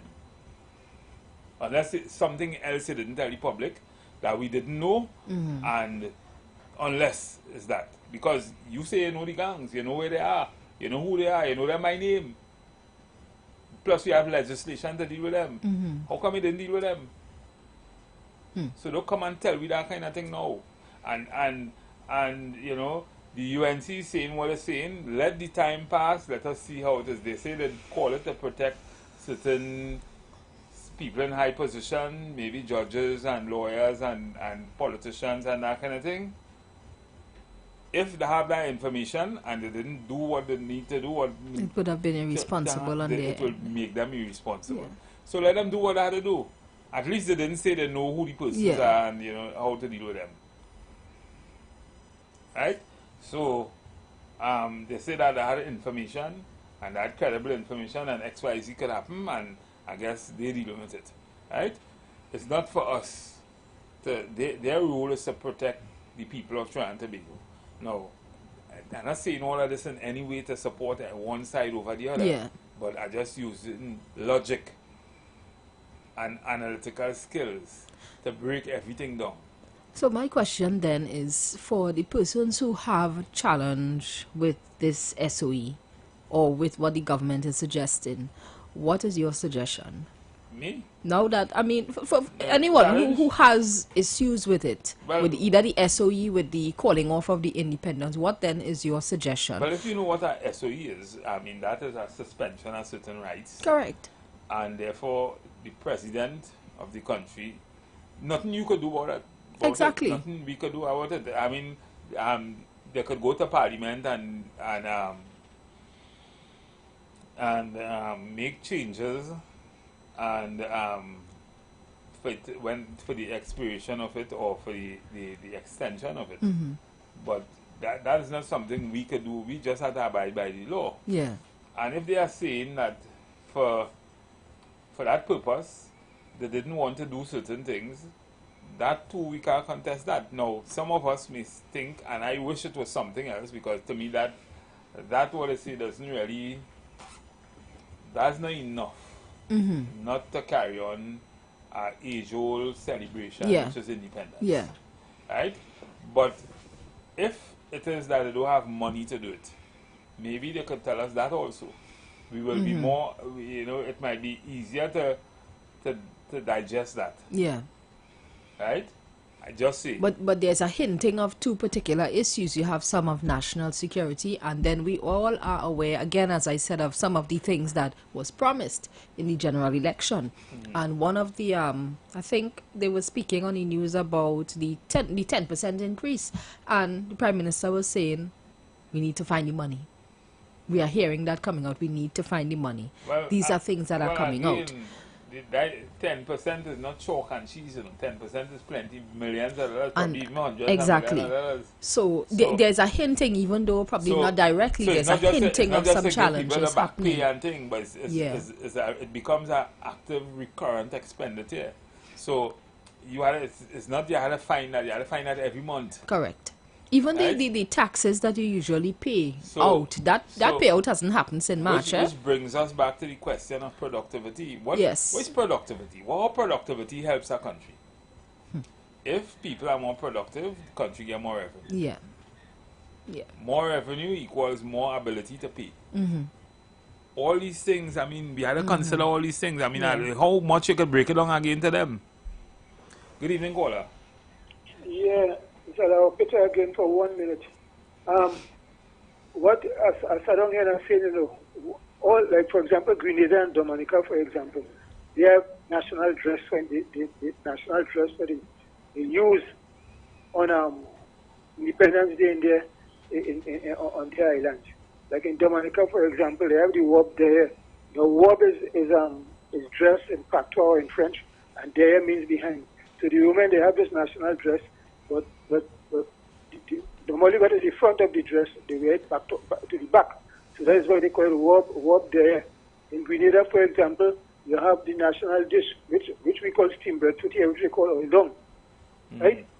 Oilong, the difference is they put all kind of meats in there thing, where we only have steam breadfruit and pigtail and you know, one meat, one type of meat.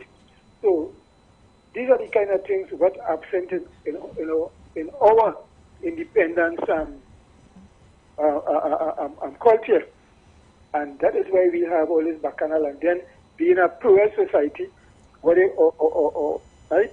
But how, Colin, let me ask you something. Yes. How all of what you're saying is curtailed by what the Prime Minister said about the cancellation or the postponement of independence celebration? Yeah. Well, what I'm trying to say, we do not take independence here as how the islands, well, at least Dominica and Grenada take their independence.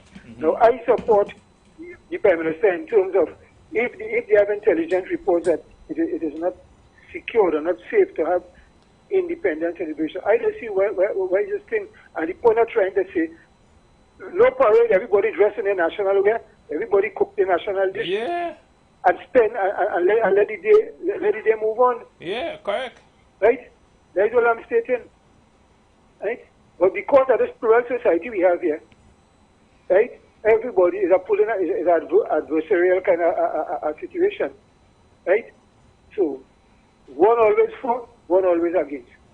That is one of the that is unfortunate. Huh? That's really truly unfortunate. Yeah, it's unfortunate. Right? It is unfortunate. That is truly unfortunate. Quickly about, we were talking, I forgot the Biden factor when I was speaking about the this whole thing with Ukraine and Russia. Remember Biden didn't act with a high, with a high-handed kind of thing. He just took everything simple, and that war exploded in Ukraine and Russia. No, but in my opinion, Biden was the cause of that war. Yeah, Biden, yes. That was what I forgot to mention. He was the key factor. Yeah. He took things. That's why if I was an American, maybe, and I had no other choice, I'd have voted Trump anyway. And he might not be the best choice, but I'd have voted him anyway. He was better than the two evil. Of course. I supported Trump because that Trump, in the end here, Trump decided MAGA, make America great again. He a lot of tax reduction for workers. No, one thing I would fault all of them for, but I guess all of them doing the same thing. If they put the same amount of energies in saving the lives of the people in Gaza, I will have no problem supporting Trump. No, because to me, if Israel is allowed to do what it's doing, but you having a problem with Russia even killing a tenth of the people that getting killed in Gaza every day. Even after that kind of partial ceasefire that they have. To me, you are complicit in what could only be called genocide as a president, because you're still giving them the war machine, you're still funding everything in Israel. I mean, I saw Norway where there are several wealth funds. They took it out of Israel about a week ago. What we have in Trinidad and Tobago that we just call our Heritage and Stabilization Fund. They have a sovereign wealth fund with something like $2 trillion, and it was invested in Israel, and they took it out. Okay. They say we done with that. That we can't support what Netanyahu doing in Israel. Yeah. And I think the world, I saw Steinmeier kind of like hinted the same thing in terms of his support. He said he will support the Palestinian state and some other European countries. But I think it's too low. The way too little too late. They should have said and done that long ago, and that is coming up in the UN National Security. I mean the UN meeting that they're having sometime in September. They say they will support Palestinian state. But the thing is, when you consider the General Assembly, the General Assembly, when you consider how much America vetoes that every time around, it says to me that America is clearly complicit in the killing of all those people in Gaza and even Lebanon and all these other places, and fighting Hezbollah and also. You see, America has some special tie with Israel from historically. I think they say way back, most from the Bible, because a lot of Israeli people, citizens, right? They were some of the people who migrated to America in the early. Yeah. So there's a special tie between a closeness and affinity, they call it. So you know that some people still say, well, I could understand maybe Hitler saw something that we not seeing. Hitler saw something when he exterminated most of them. I don't know. I'm not saying he given any rights or any support to what Hitler did. But maybe some people are saying maybe he saw something, because look what these people doing now.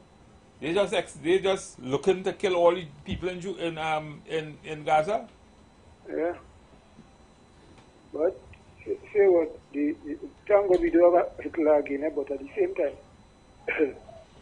same time, this is what world hegemonic politics does. Yeah. And if you are the international policeman, but you have to do your duty, perform your duty. Yeah.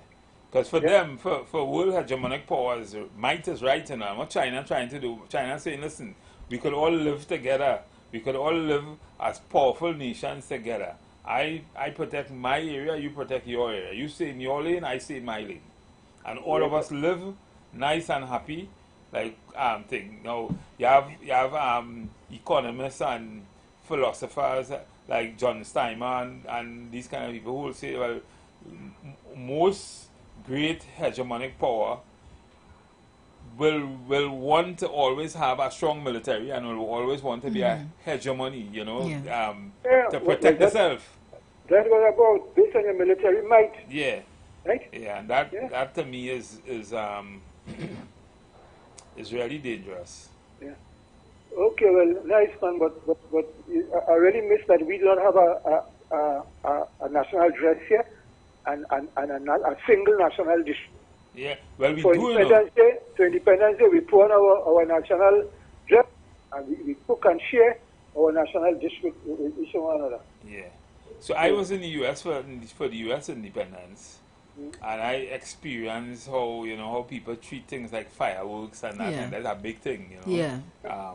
And people dress up in the red, blue and white, and the I mean it's like a kind of it's a kind of it's a very patriotic thing. They see it as without any big independence celebration. That's their celebration, but of course.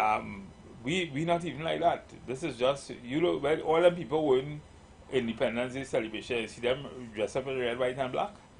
Well, yeah. So I would say there are people who are very patriotic, and it means something to them. Yeah, and I appreciate that. But you have to be patriotic first in your heart, right?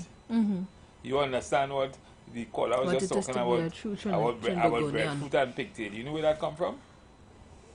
I'm guessing you're going to tell me. Huh? I'm guessing you're going to tell me. Okay, so breadfruit came from Africa. Mm-hmm.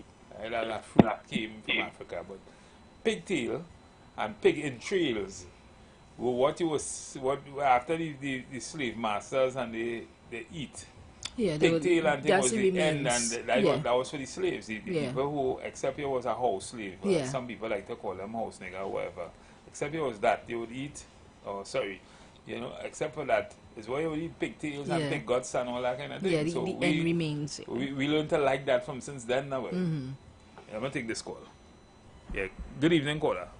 Good evening. And you know what they refer to as slave food? Huh? Slave food. Jail food? Slave food. Slave food. Yeah. Flour and saltfish and that kind of thing. Yeah. And pigtail too. Yeah. That was imported from England. Yeah. I don't want to bore your station, but the fact the person who sang the song in 1987, about, I think it was Funny.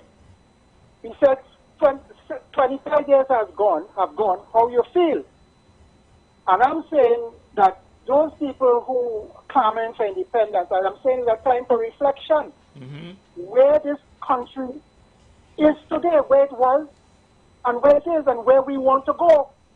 So we need, again, praise is essential. Because I'm saying, I read an article by this guy from Roger Hossein, he said that the future of this country is grim. I listened to Sarjiwan Ali. She was the same thing. Mariano Brown, everybody tell you that the economy in a mess. Yeah, I mean, you don't have to be a rocket scientist to see that. You No, can feel it. but you and I would see it, but a lot of them are seeing that. And you don't understand that. It didn't start being a mess after April 28th. That is their belief, and that is what is sold. You remember when they came and tell you, if we didn't get through that dragon deal, we cook, boy? Yes. He said, and by 2027, maybe the next 2 years, everything collapsed, everything gone through. So they're chaining up the people now, riling them up to misbehave. That is what is happening here in this country here today. And that's unfortunate. That's unfortunate. I mean, it is definitely unfortunate. Yeah. Because I think it had better things they could do with the time. Yeah. Even the politicians on the feeling side. It had better things they could do with the time to assist this country and to make this country a better country. Because what is happening here now is that the people who are there now, they are trying to get the refinery going. They are trying to get oil production going to monetize so that the economy could get going. They are trying their endeavor to ensure that, we have some improvement in the economy and consequently improvement in the standard of living and quality of life of the people. And why must I decry them? Why must I, in fact, try to stand in their way? Why must I humiliate them and subject them to all sorts of ills? Why? And as you rightly said, if this country collapses and it's a plunder, it means that we are going to suffer, every one of us. And they must understand that. And always in your life, people who are successful, from time to time, they keep doing what you call self-evaluation. They evaluate where they are, what strides they made, what they went wrong, what they should do differently. When you're in class and you go to UE and your grade wasn't so hot, you say, well, look where I did well wrong with this thing, what I need to do. I need to study more, study at night or study during the day. What's supposed to do? Form a group, work in a group or something. You have to be doing that, and they have the question of individual responsibility as well as collective responsibility as a society, as a constituency, as a community, as a family. These are the things that they need to instill in the minds of the people, the same people who they're trying to rile up and put outside here to talk all kind of nonsense. That is what they ought to be doing. Not engaging them in that, because the economy and I'm saying the society is in everything collapse. I was reading just yesterday with respect to the army. They talk about over $63 million have to be paid out, and more, because you have cases still before the court for judicial review where people were claiming that they were not promoted, they were in fact denied promotion, and so you have nepotism and you have favoritism. You may have even vindictiveness and spite within the ranks in terms of promotion. You have that, and these are the things that you have to think about dealing with. So 63 years have gone. How do they feel? I know how I feel. Thank you. Thank you, caller. Yeah, and again, every time you hear, people talk, you dissect it and you understand why. Yeah. Trinidad and Tobago need a reset. Of course. Of course. So this day prayer is not such a bad idea. It's not a bad idea. It's not a bad idea. It's not. I mean, look at the quality of the killings. Look at the amount of deaths. We're just observing. This is not a normal occurrence. We understand crime happens. We understand those things. But this is not normal. And we have to take heed within ourselves. A man get vexed and, you just shoot up somebody. What is going on the inside of you? I saw a video where someone, there was some type of traffic incident and somebody came out of their vehicle and physically assaulted another person. Now listen. What is going on with you that you think that's okay? On the edge right now. I mean, so if we're on the edge, we mean that we really don't need prayer? It's all about, we need prayer. It's all about survival too. I mean, people this is because of years of what I call decadence. Yes. You know, that's a term, by the way, that this guy used. Morgan Job used to use. He said decadence. But, I mean, it has a lot of relevance in what's happening today. Let me take this call. Good evening, caller. Hi, good afternoon, umpire, to the young lady there. Good afternoon. We need the press. Absolutely. Because the evil still amongst we. Correct. And that money can go into better in national security. Remember the fire brigade was called out with truck shutting down? You remember Rastaman was the Minister of National Security by some wooden ladders?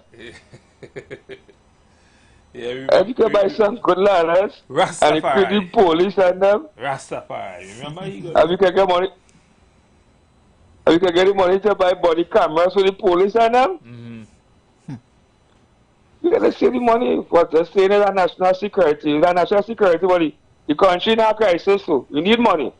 Yeah, we can say that 20 or 40 that fire could have show one day and they're going to put smoke. So much money going out of that. Yeah. I sure them must spend about more than 100 million to celebrate independence. You can still put up you can still celebrate your independence personally around your house, put up a red flag. Well, you know, that kind of thing. But you really feel be independent? Well, or that different to me? We talk about that a lot, and clearly, from all indication, I don't think we independent. You know more independent more than me. Haiti more independent more than me. Correct. But them fight for that. I'm not talking about appreciation. We train garbage all over the place. We pin all over the street. We number 2 all over the street. We do all kind of thing. And so see people very close. You can say our prayer and clean up the nation. Bless. Yeah, thank you. Thank you, caller. No, I mean that is real. It's really absolutely real. What's happening? And don't forget, people still haven't recovered from COVID. A lot of people still unemployed. We have that issue. And then to me, you know, as I was telling my sister, hey, big up to you, Lisa. It seems as though... You have a sister? Yes, I have 2 sisters. She look like you? I stay. You on the side of Caution and Matheson? Tell your sister you have a single friend. Oh, wow. But what I was saying, Mr. Matheson, is that people haven't recovered from COVID. The workplace, I mean, if we were to bring this back to the workplace. The effects of COVID or COVID? The effects of COVID, not necessarily. I'm not speaking about the disease. I'm talking about what happened. People lost their jobs. A lot of people still aren't employed. People haven't caught themselves. No, they haven't. So you're just trying to survive at this time. So people are emotionally in a state. But that falls in line with what the caller was saying. I mean, people don't understand how bad things are in Trinidad. Yes. Things really it has to take some time to recover into, especially economic wise. And you know, it might be wise to just try to ban your belly, try to help your neighbor, try to help, because anything outside of that will be more crime and that kind of thing, right? Exactly. And let's see what the government. Get them until, okay, so budget is the beginning of October. Get them until December. Let's see what kind of things can happen. That could, you know, so what kind of turn? At least if you see what the budget is, it will tell you what. It will inform what it will inform the trajectory as to where we're heading. But we still need to do our part regardless. We have to make some changes, because even though we are waiting for the government to do their part, we still have public servants that need to do their part. Okay. We need to come to work on time. We need to actually serve the members of the public.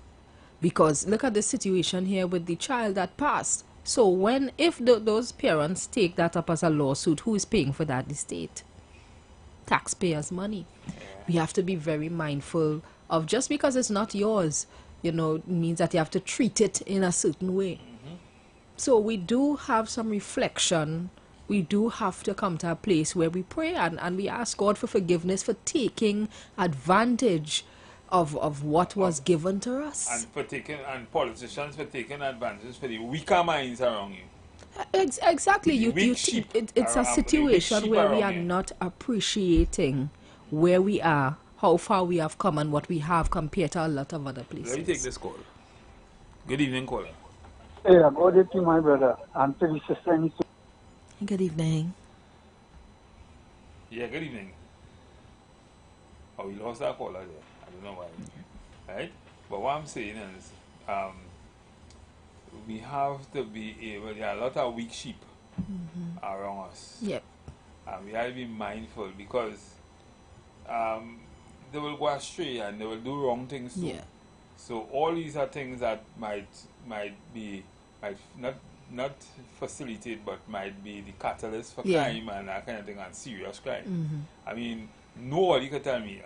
If the criminologists tell me that poverty and thing is not one of the catalysts for crime, I will say they need to go in our next place. Absolutely. Right? They don't understand what the sociology of crime. Yeah. Right? So a lot of times crime is committed because some people feel they need to survive. Yes. It's a survival thing. So they will do what they need to do, or what they feel is the only other thing after exploring all kind of different avenues to survive, and they will commit crime. Yes. Good evening, caller. Good evening, caller. Good afternoon, caller. Okay, so this caller, right? Yeah, and they would commit crime.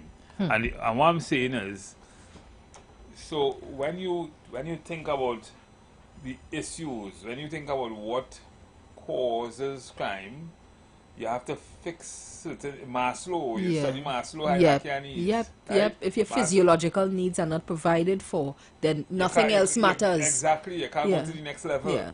Right? So the lower level has to be fulfilled first before you go to the upper level. All them people who call themselves criminologists, all them people who's calling themselves politicians, who in parliament, all of them went to university, and one of the thing you learn from Management 101, wherever you learn Maslow hierarchy of needs. I think you even learn that in secondary school. Right? So the thing is, if you understand that, you understand where you need to start to deal with crime. Right? And so starting to deal with crime is not even body cam, it's not killing people, it's not apprehending them, it's not all them things. You have to start with the physiological, start with the social issues. You know, start with the issues that affects a man, being a man. You know, nowadays, and I wouldn't say this might be controversial to you, but nowadays men are emasculated. Women feel that for some reason they're in charge of men. Well, you know, I would disagree with that. Let me hear you on that. You know, I would disagree with that. Okay, tell me why you disagree. I would say to some extent there are some truths, but if the gentlemen were taking up their roles, I don't think the ladies would have reason to do that. So it's right for a woman to tell you, man, here working, you lost your job, whatever, to tell you, well, look, listen, if you can't do certain things, I will get next man to do it. Of course, that's not right. I'm not saying that. Okay. But what I'm saying is that what makes a male, and look at the direction they're going in. You might get honey night. That's not even where I'm going. I am saying as a male, you shouldn't feel comfortable. Now, life happens. Let me just say that. Things happen to people, they may lose your job, so on and so on. But as a man, your duty is still to provide. So you should be making efforts to take care. You understand? So you go out and you look for employment. So if you go out and if you're getting on, I mean, is it right for a woman to tell her that she might be getting a little thing, or she might have No. Either way, that's not right. Means, it's not right to say that as a woman. Because, I mean, we have to respect the sanctity of marriage. If it's marriage what you're talking about, then you come together, you are actually building something together. That is a difference. But that is the perspective that I'm coming from. As long as you make a decision to marry, that is, you go through difficult times from time to time. But I'm saying as a male, you are just, you call yourself a man, you should not be comfortable having your woman do everything and you're not making that effort. The effort is the key word for me. Well, let me talk a little bit about that relationship, because I kind of understand certain things. I thought we were talking about building the nation. Anyway, this is important. All this is building the nation. This is important. Have a little nexus, a little is a derivative of what needs to be done to solve crime and that kind of thing. But a man go out with a woman. Does he always have to spend money, boy? No. I mean, for me, if you invite someone out, then you would be the one to pay. If the lady invite you and say, "Hey, let's go somewhere," then there's nothing wrong. It's always your man will say, "Like you go for dinner or something." Well, I mean, you need to know. She want to go for dinner, but she don't want to spend your money. Well, then you need to know who you're inviting out or who you're going out with. Let me take this call. This person trying to get, good evening, caller. Hello. Hello? Yeah, right? Yeah. All right. You talk about prayers, right? Everybody in Trinidad, I'm sure the majority of people are deadly praying when the day comes. So, I get prayers, and I go make no difference. As I always say, we don't need prayers. We need prayers. People to go to use their intelligence, their intellect, their knowledge, their wisdom. Put it in place. You understand? So that things can happen. That is what the life is all about. Walk your prayers. Yeah.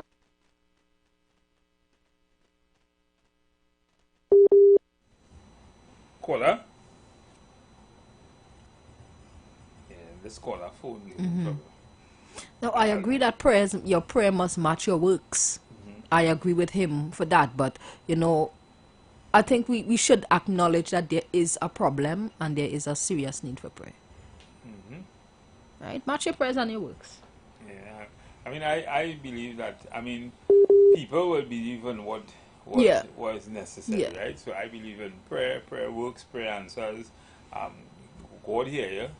And I believe in, not looking down at people because they feel they don't go to church or whatever. I mean, but I know your heart. Everybody have a soul, and in some way you could connect, what's right and what's wrong. You have a conscience, and that kind of, those are the things that everybody have or everybody got. So, Father, I know your heart. But at the end of the day, it's all you need to operate in a way that will satisfy, that will promote harmony among mankind and family and among your neighborhood and all that kind of thing. So don't be living in a building with 20 people in it, but want to clean around your building, you're waiting for people to come. And That's correct. All of them could just get together, and even if they have no money, all of them get together and clean it. Right? All these are things that you see operating with people, and these are the same people who will come and talk about crime, and they will come and talk about all the things about what should be good and what the government should be doing. And they're doing the opposite. But when you really think about how you're living, you yourself. Thank you. Right? And that's all we're saying. For example, if you're in an apartment building and you feel the need to be playing blasting music, something like that, you burning bush all hour, you get up 4 o'clock in the morning and you decide you want a waka and everybody else is sleeping. You're up in early in the morning and you're praying hard and there are people who don't pray. All of those things are what we look at in terms of that good citizenship. So it's not just blaming the government or saying, whatever. Everybody needs to play their part and play their role, because residential issues are real. Listen, some people are real cross with Jesus Bay up Mount Calvary. Yeah, sometimes people, everything, you have to take into consideration to be a good citizen. You have to take into consideration everything around you. That's correct. Everything, not just what you think. That everything. Just take into consideration everything. Because anything that affects your neighbor should be of concern to you. Correct. Right? Everything that affects your child should be of concern to you. Your neighbor child should be of concern to you. So I remember when I was growing up, if you go into school and you pass your neighbor on the street and you say good morning. Well, by the time you reach home, you get licks. No, maybe we shouldn't the election. You can get clout. You can get it from all there. You have to have respect, especially if you know you're passing somebody. You think you can do what somebody child that now? Absolutely not. You can't do that. No, right? the value systems are different. Exactly. So at the end of the day, we had a. I'm not saying. I mean, we live in a different time. Yeah. And all the circumstances might remain the same, but all the elements have changed. And as a result of that, you can't just do the things that you think you could do then. Not right? anymore. You will walk in an office and people working with you wouldn't say good morning. Yep. They just don't like you for whatever reason. They didn't say no morning. You get no morning for you.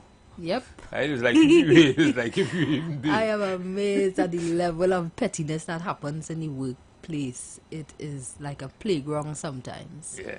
So sometimes when you come back to work, if employers do not know how to promote engagement in the workplace and set rules and parameters and policies to do that, you will have the same thing in life without laws. Exactly. Anarchy. So you'll have chaos. You'll have toxic environments. Yep. All these things are things that, even I was saying to somebody today we were talking, a friend and I was talking about a client of mine as a matter of fact, and I was talking about productivity and what they need to do to make the workplace more productive.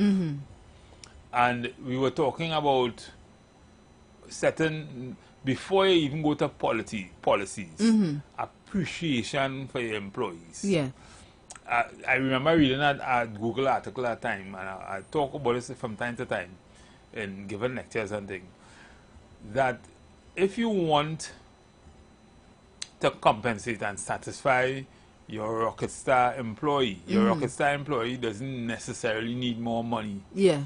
And he could get all the money as salaries and still not happy in the workplace. Right? And one of the ways to satisfy them and to satisfy them is to understand that there is the same thing we were talking about Maslow hierarchy of need. If you reach a certain level again, the best salary you get $100,000 a month or whatever, that wouldn't necessarily make you happy. Correct. Because if you get all of that and your boss still treating you like a slave, like a worker, he's treating like nobody, he didn't care about you. Yeah. Right? You wouldn't be motivated. You still wouldn't be motivated or happy. So how you motivate that kind of employee? Yeah. Right? Have engagements, you know the employee, children, them by name, you know when it's a birthday. Right? You could even celebrate it, you could even, you could do things in the workplace to make your employees comfortable and happy. So this caller trying to get in a while now. Let me see if I can take this caller. Good evening, caller. Yes, my brother. Yeah. You see, when you wish something for somebody, it has come back at you, It's come as though you're digging a hole for somebody. You understand? But you're digging a hole for yourself. When you hear words, I will make this country ungovernable and blood will run from the sky. The past, the present, and the future is identical. It will come back and meet you. You understand? So what will you be wishing for a government? Which good? So that goodness will come back on you. Because you remember, blood will run from the sky and will make this country ungovernable. Is that they come back and meet? My friend, have a good day. Good day. Thank you.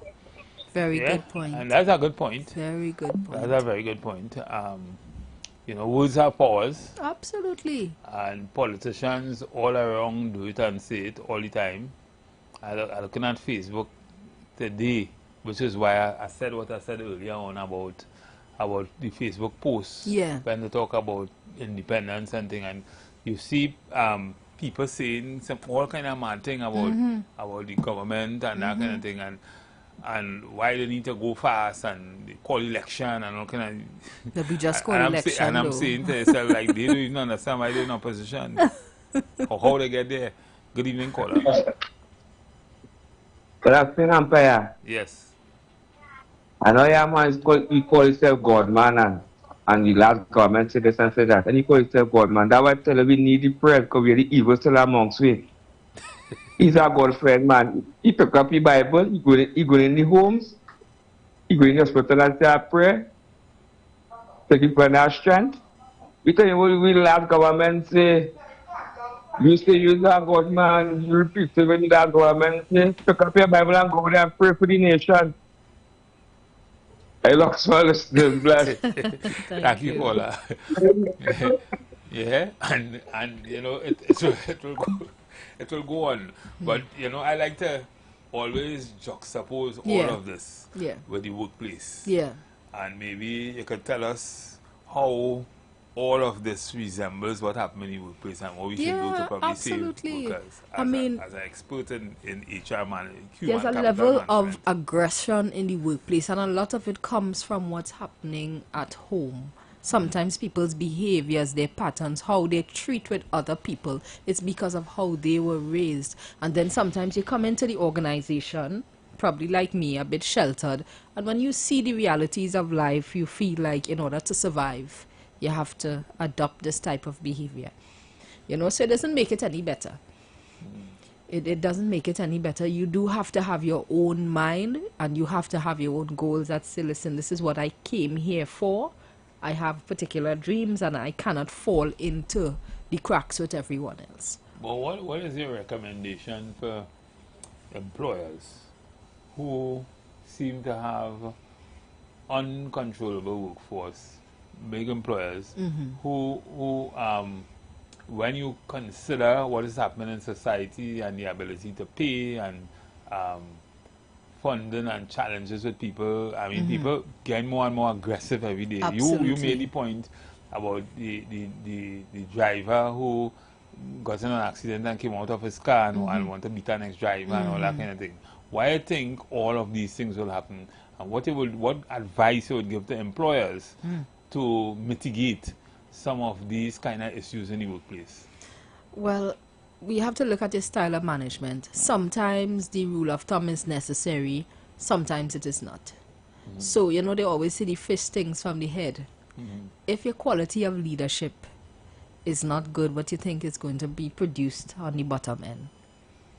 So I would say you start with the type of leadership and the direction that you want your organization to go in. You have to start being transparent as well. Because, for example, if you are saying we don't have money to increase wages, but they are seeing new things going up on the building, you can't fool people. And the working class are going to see, they're not going to see, well, there's a budget for this, you know. They're not seeing that. They are seeing money being spent, they are seeing profits being made, and nothing is happening with their wages. So a lot of companies, they have ways in which, and that's a good point, because what is visual you can hide. Exactly. Right? So a lot of companies will make money and they will have what is called retained earnings, or they will be able, so you could actually not make, you could actually make money and not declare a profit by probably purchasing land or purchasing more buildings or doing repairs on your buildings or buying more cars, and all of that is part of running your business, operational expenses, you write off that in taxes, whatever, and you still claim that so you make the business bigger, but you still did not give the employees what you should give them to be able to get that kind of engagement, or that feeling of being part of, or being, you know, if you make me feel as an employee like I am needed, I am wanted, I am most important, I am the reason why we succeed in, right? As an employee, then I will start operating like if this business is mine too. Correct. And sometimes employers don't understand that. That's correct. If they could only understand that one point. You have to be careful with those things. Yes. But Pennywise sponsored some weddings recently. A few members of their staff, they all got married on the same day, but they sponsored those, you know, the cake, the dress, all of those things. And so for people who really didn't have the money, that is one avenue to gain that loyalty. So it's good that you call, I'm call out an employer. Yeah. But these are things, I mean, it doesn't really take much. Yeah. If you're making all these huge profit, it doesn't take much to do something Yeah. for employees. Even right? people look forward to the little things they get for Christmas. That's a unique way to look at it. But all these things are so important. That's correct. If you just think about, listen, them people who working for we making a profit, we making a lot of money, we living nice, we driving Mercedes, we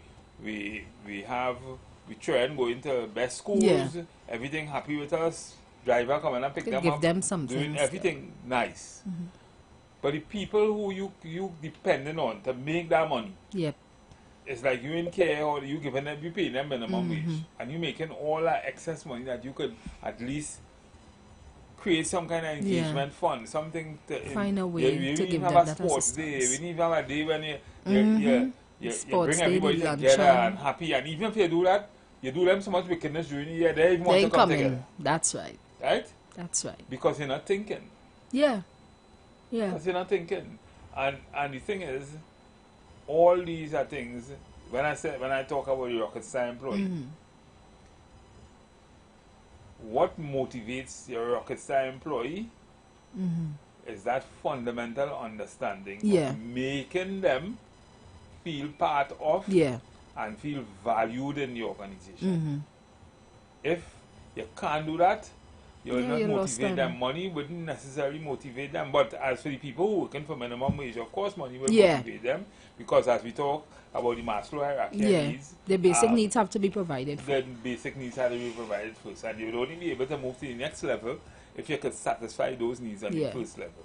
And that's the basic concept of Maslow hierarchy. But yes, I mean, I don't want the conversation to go too high over most people, but the that's people what who we want to, who should get a great takeaway from all of this might be the people, the employers, the people who must understand that a great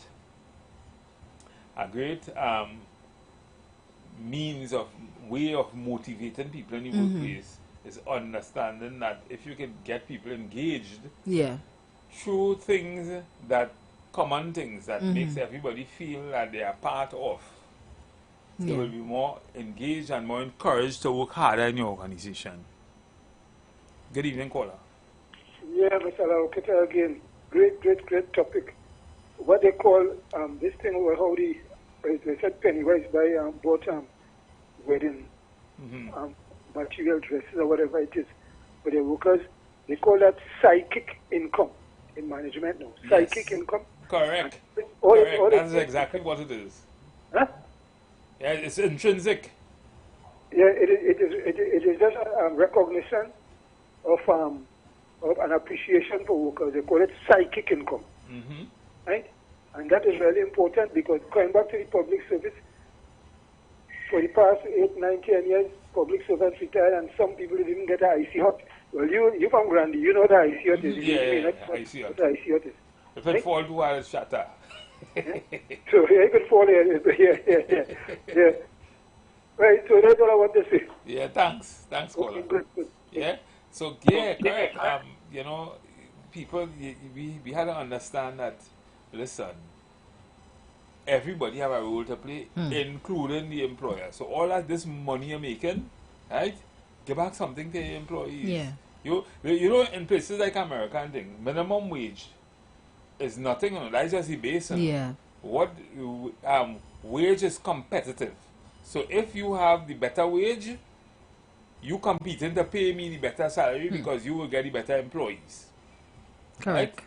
If you want the bottom of the barrel, pay minimum wage. You will get the bottom of the barrel. You'll get the troublemakers, you'll get the people who can't get a job nowhere else, you'll get all that. But if you really want to help yourself and make your organization a special organization, pay properly. Correct. Let wage be competitive. Yeah. And therefore, we wouldn't be talking about minimum wage in Trinidad. We'll have no need to do so. You'll get top quality people. Right? And you will get quality people. All of these things is what Simoya, as a consultant, as an HR person, you have to remember to tell your employer, the paying you good. I was you're on the side of caution. Yeah. Yeah. So all these things are important. Callers, we coming down to the and let me take this caller. Yes, caller. Caller. We have just a few seconds. Hello? Yes. We have just a few seconds, but talk to us. All right, what I'm saying, you don't pray from the Bible. You pray from your heart in spirit and in truth. The Bible tells you don't go out and blah, blah, blah, blah, like the pagans. You know, you're going to a sacred place. So over that fellow talking, he must read the Bible and see what's going on. We response to each other. Who on top is fighting a war, and we is just down here killing each other. We is the pawns to each other. Things we don't want to see, we see them. You understand? So when you're talking, my friend, talk things with sense. Read and understand. All right, so caller, we had to go now. We had to go now. Thanks. And so do we. Let's go pay some bills on the street 919 FM.